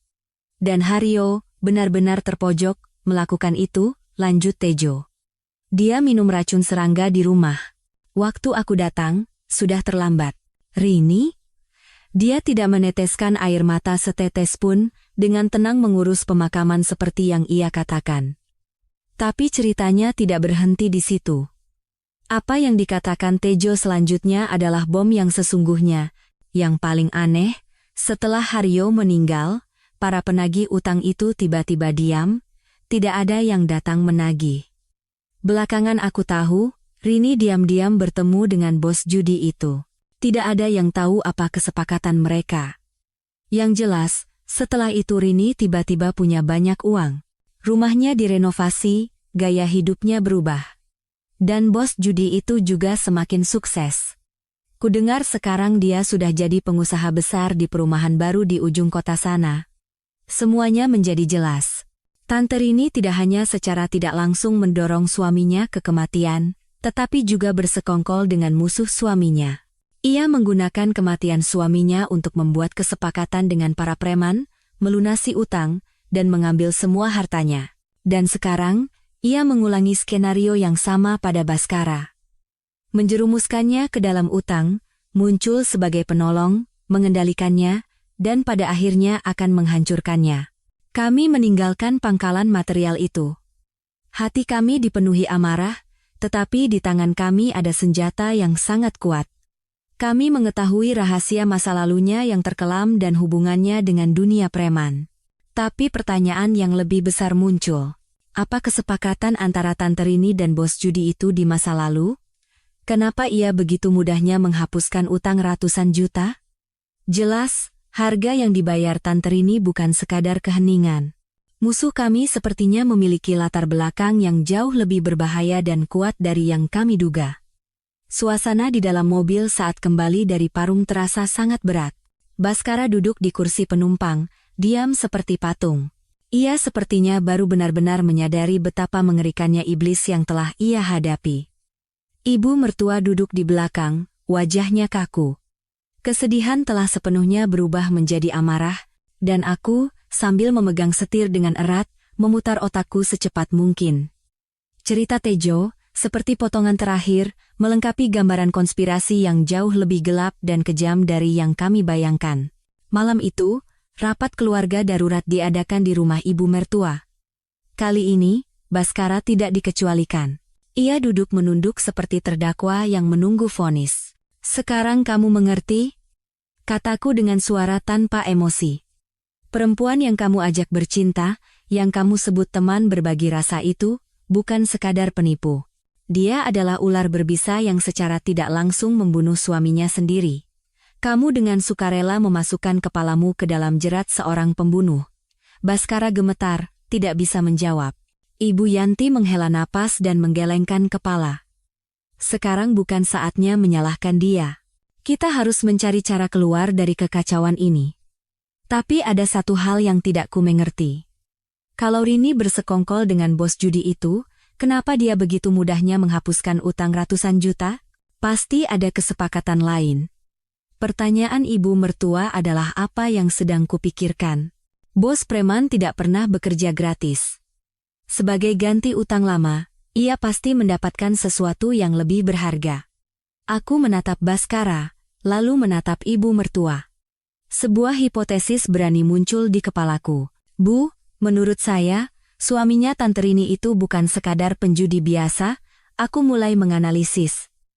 Penjudi biasa tidak mungkin kalah sampai ratusan juta. Mungkin ia memegang rahasia penting bos itu. Seperti buku catatan keuangan gelap. Baskara dan ibu mertua menatapku dengan kaget. Aku melanjutkan, alur pikiranku semakin jelas. Coba bayangkan, setelah Haryo meninggal, semua rahasia tentang bisnis ilegal, suap, aliran uang haram, jatuh ke tangan istrinya, Tante Rini. Dia tidak perlu membayar utang dengan uang. Dia bertransaksi dengan rahasia-rahasia itu. Dia mungkin menyerahkan buku itu, tapi pasti dia menyimpan satu salinan untuk asuransi. Dia berubah dari debitur suaminya menjadi mitra bisnis dan pemegang rahasia bos itu. Itulah kenapa dia punya uang, punya koneksi, dan bisa hidup santai di perumahan baru. Semuanya cocok dengan logika yang menakutkan. Konspirasi Tante Rini bukanlah tindakan impulsif, melainkan langkah yang telah diperhitungkan sejak belasan tahun yang lalu. Ia memanfaatkan tragedinya sendiri untuk menjadi bagian dari dunia kejahatan itu. Dan sekarang, aku menoleh ke Baskara, ia mengulangi hal yang sama padamu. Ia menggunakan utang untuk mengendalikanmu, menjadikanmu boneka. Tujuannya bukan uang. Tujuannya adalah balas dendam pada ibu, menghancurkan keluarga kita, dan merasakan kenikmatan patologis, melihat orang lain menderita dalam lilitan utang. Seperti yang terjadi pada suaminya sendiri. Kini kami mengerti. Musuh kami bukan seorang wanita. Di belakangnya ada kekuatan gelap yang besar, bos judi yang menurut Tejo kini telah menjadi pengusaha sukses.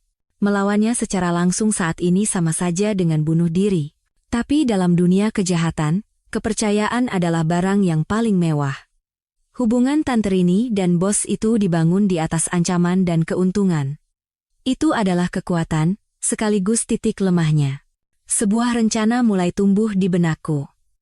Rencana bukan untuk menyerang, melainkan untuk mengadu domba. Kita tidak akan melawannya secara langsung, kataku dengan tegas, menatap lurus ke arah ibu mertua dan Baskara. Kita akan membuat pelindungnya sendiri yang menyingkirkannya. Rencanaku berani, bahkan berbahaya. Tetapi dalam situasi ini, kami tidak punya pilihan lain. Kami tidak bisa melapor polisi tanpa bukti konkret, dan itu akan menyeret Baskara. Kami juga tidak bisa menunggu mati dalam diam. Satu-satunya cara adalah meminjam pisau orang lain untuk membunuh. Membuat dua harimau dalam satu kandang saling menerkam. Rencana itu dibagi menjadi dua serangan psikologis yang berjalan hampir bersamaan. Pertama, menanamkan benih kecurigaan di benak bos tersembunyi itu.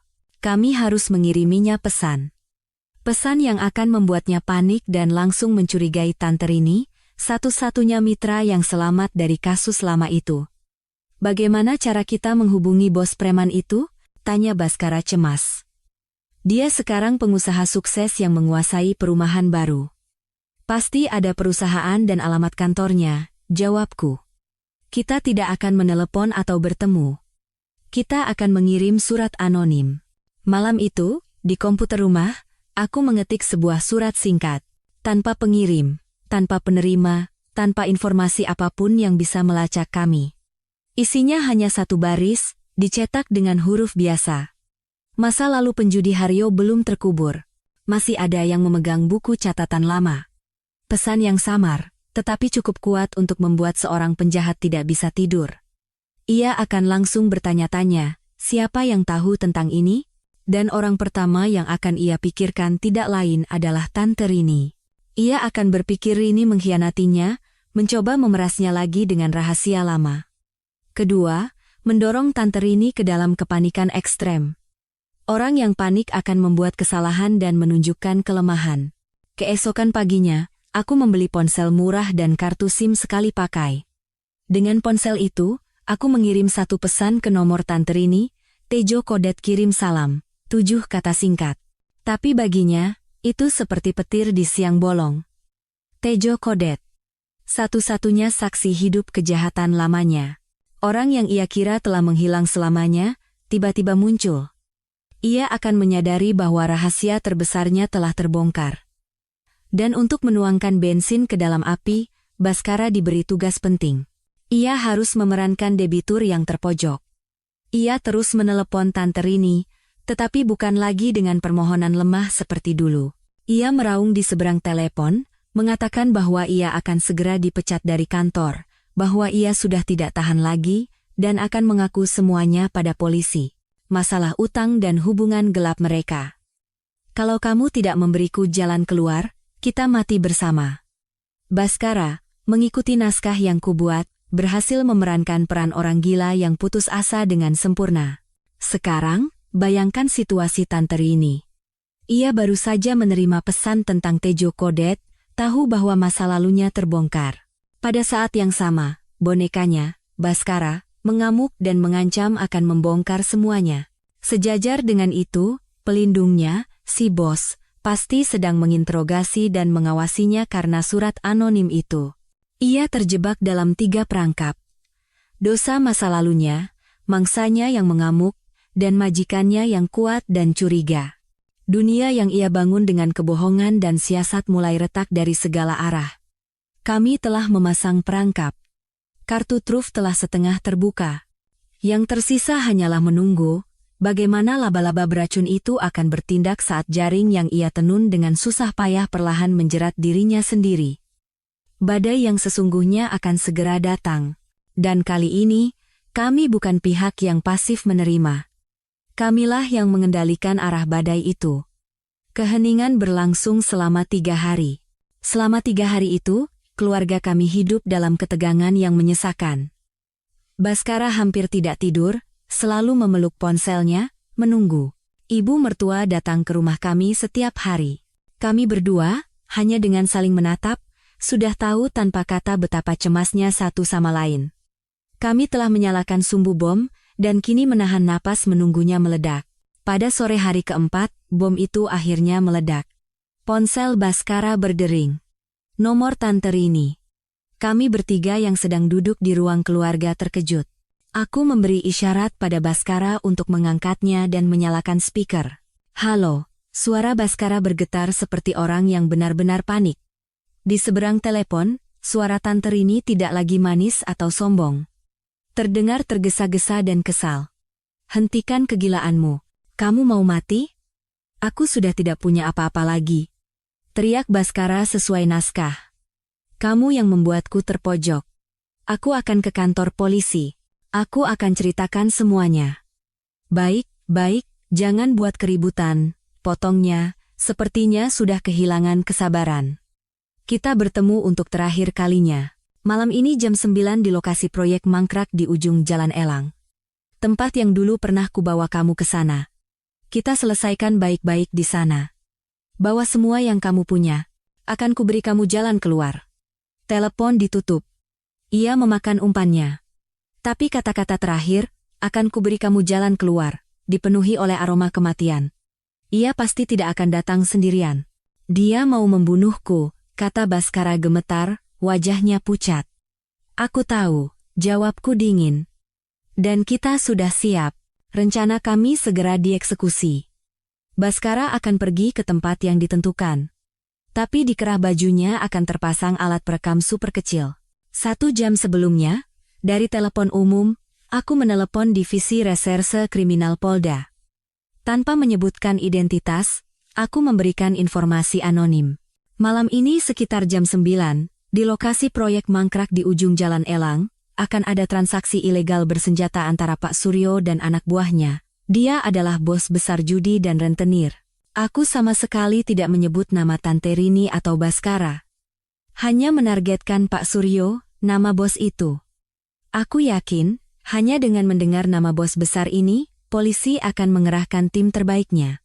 Ini adalah pertaruhan yang sangat berisiko, tetapi satu-satunya cara untuk meminjam kekuatan hukum untuk menyingkirkan tumor ini tanpa menjadikan Baskara sebagai target utama. Tepat pukul 9 malam. Baskara mengendarai mobilnya sendirian ke tempat yang ditentukan. Aku dan ibu mertua menunggu dengan cemas di dalam taksi yang berhenti di pinggir jalan tidak jauh dari sana. Lokasi proyek mangkrak itu gelap dan dingin. Lampu depan mobil Baskara menyorot sosok Tante Rini. Ia tidak sendirian. Di sampingnya, seorang pria parubaya berwajah sangar bersandar pada sebuah sedan mewah, dan di belakangnya ada 2 anak buah berbadan besar yang memegang pipa besi. Pak Suryo tidak mempercayai Rini dan turun tangan sendiri. Baskara turun dari mobil. Gemetar seperti anak domba yang ketakutan. Mana barangnya? Kata Pak Suryo dengan suara rendah dan mengintimidasi. Saya tidak punya apa-apa, gagap Baskara. Berani main-main denganku, bentak bos itu. Tante Rini maju dan berkata dengan suara jahat. Mas Baskara, istrimu itu pintar, ya. Dia kasih bukti apa saja padamu? Serahkan di sini, nanti akan kubilang pada Pak Suryo untuk mengampunimu. Tepat pada saat itu, Baskara memerankan perannya dengan sempurna. Ia berlutut di tanah dan meraung. Tolong ampuni saya. Istri saya sudah tahu semuanya. Termasuk soal Tejo Kodet. Dia mau lapor polisi. Saya tidak mau masuk penjara. Kata-kata tahu soal Tejo Kodet menusuk Pak Suryo seperti pisau. Raut wajahnya berubah. Ia menoleh ke Tante Rini. Matanya penuh niat membunuh. Perempuan sialan. Kamu bohong padaku. Kamu bilang semua sudah beres belasan tahun yang lalu. Bukan, Pak. Tante Rini sangat panik, ini karena istrinya. Pasti ulah perempuan itu. Aku tidak peduli ulah siapa, geram Pak Suryo. Sekarang rahasiaku terancam bocor. Hanya ada satu cara untuk menutup mulut. Ia memberi isyarat dengan dagunya pada anak buahnya. Bereskan mereka berdua. Buat seolah-olah ini pembunuhan karena masalah utang. Yang rapi. Kedua preman itu maju. Tepat pada saat hidup dan mati itu, saat aku dan ibu mertua hampir menahan napas di dalam taksi, WUUNJ. Puluhan mobil polisi tiba-tiba datang dari segala arah. Lampu sorot menyala terang, sirene meraung-raung. Puluhan polisi berpakaian taktis dan bersenjata lengkap menyerbu dari segala penjuru. Jangan bergerak. Lempar senjata. Pak Suryo, Tante Rini, dan anak buahnya benar-benar terkejut, tidak sempat berbuat apa-apa, dan langsung ditumbangkan ke tanah dan diborgol. Perangkap itu tertutup dengan sempurna. Penangkapan Pak Suryo dan komplotannya menimbulkan gelombang besar.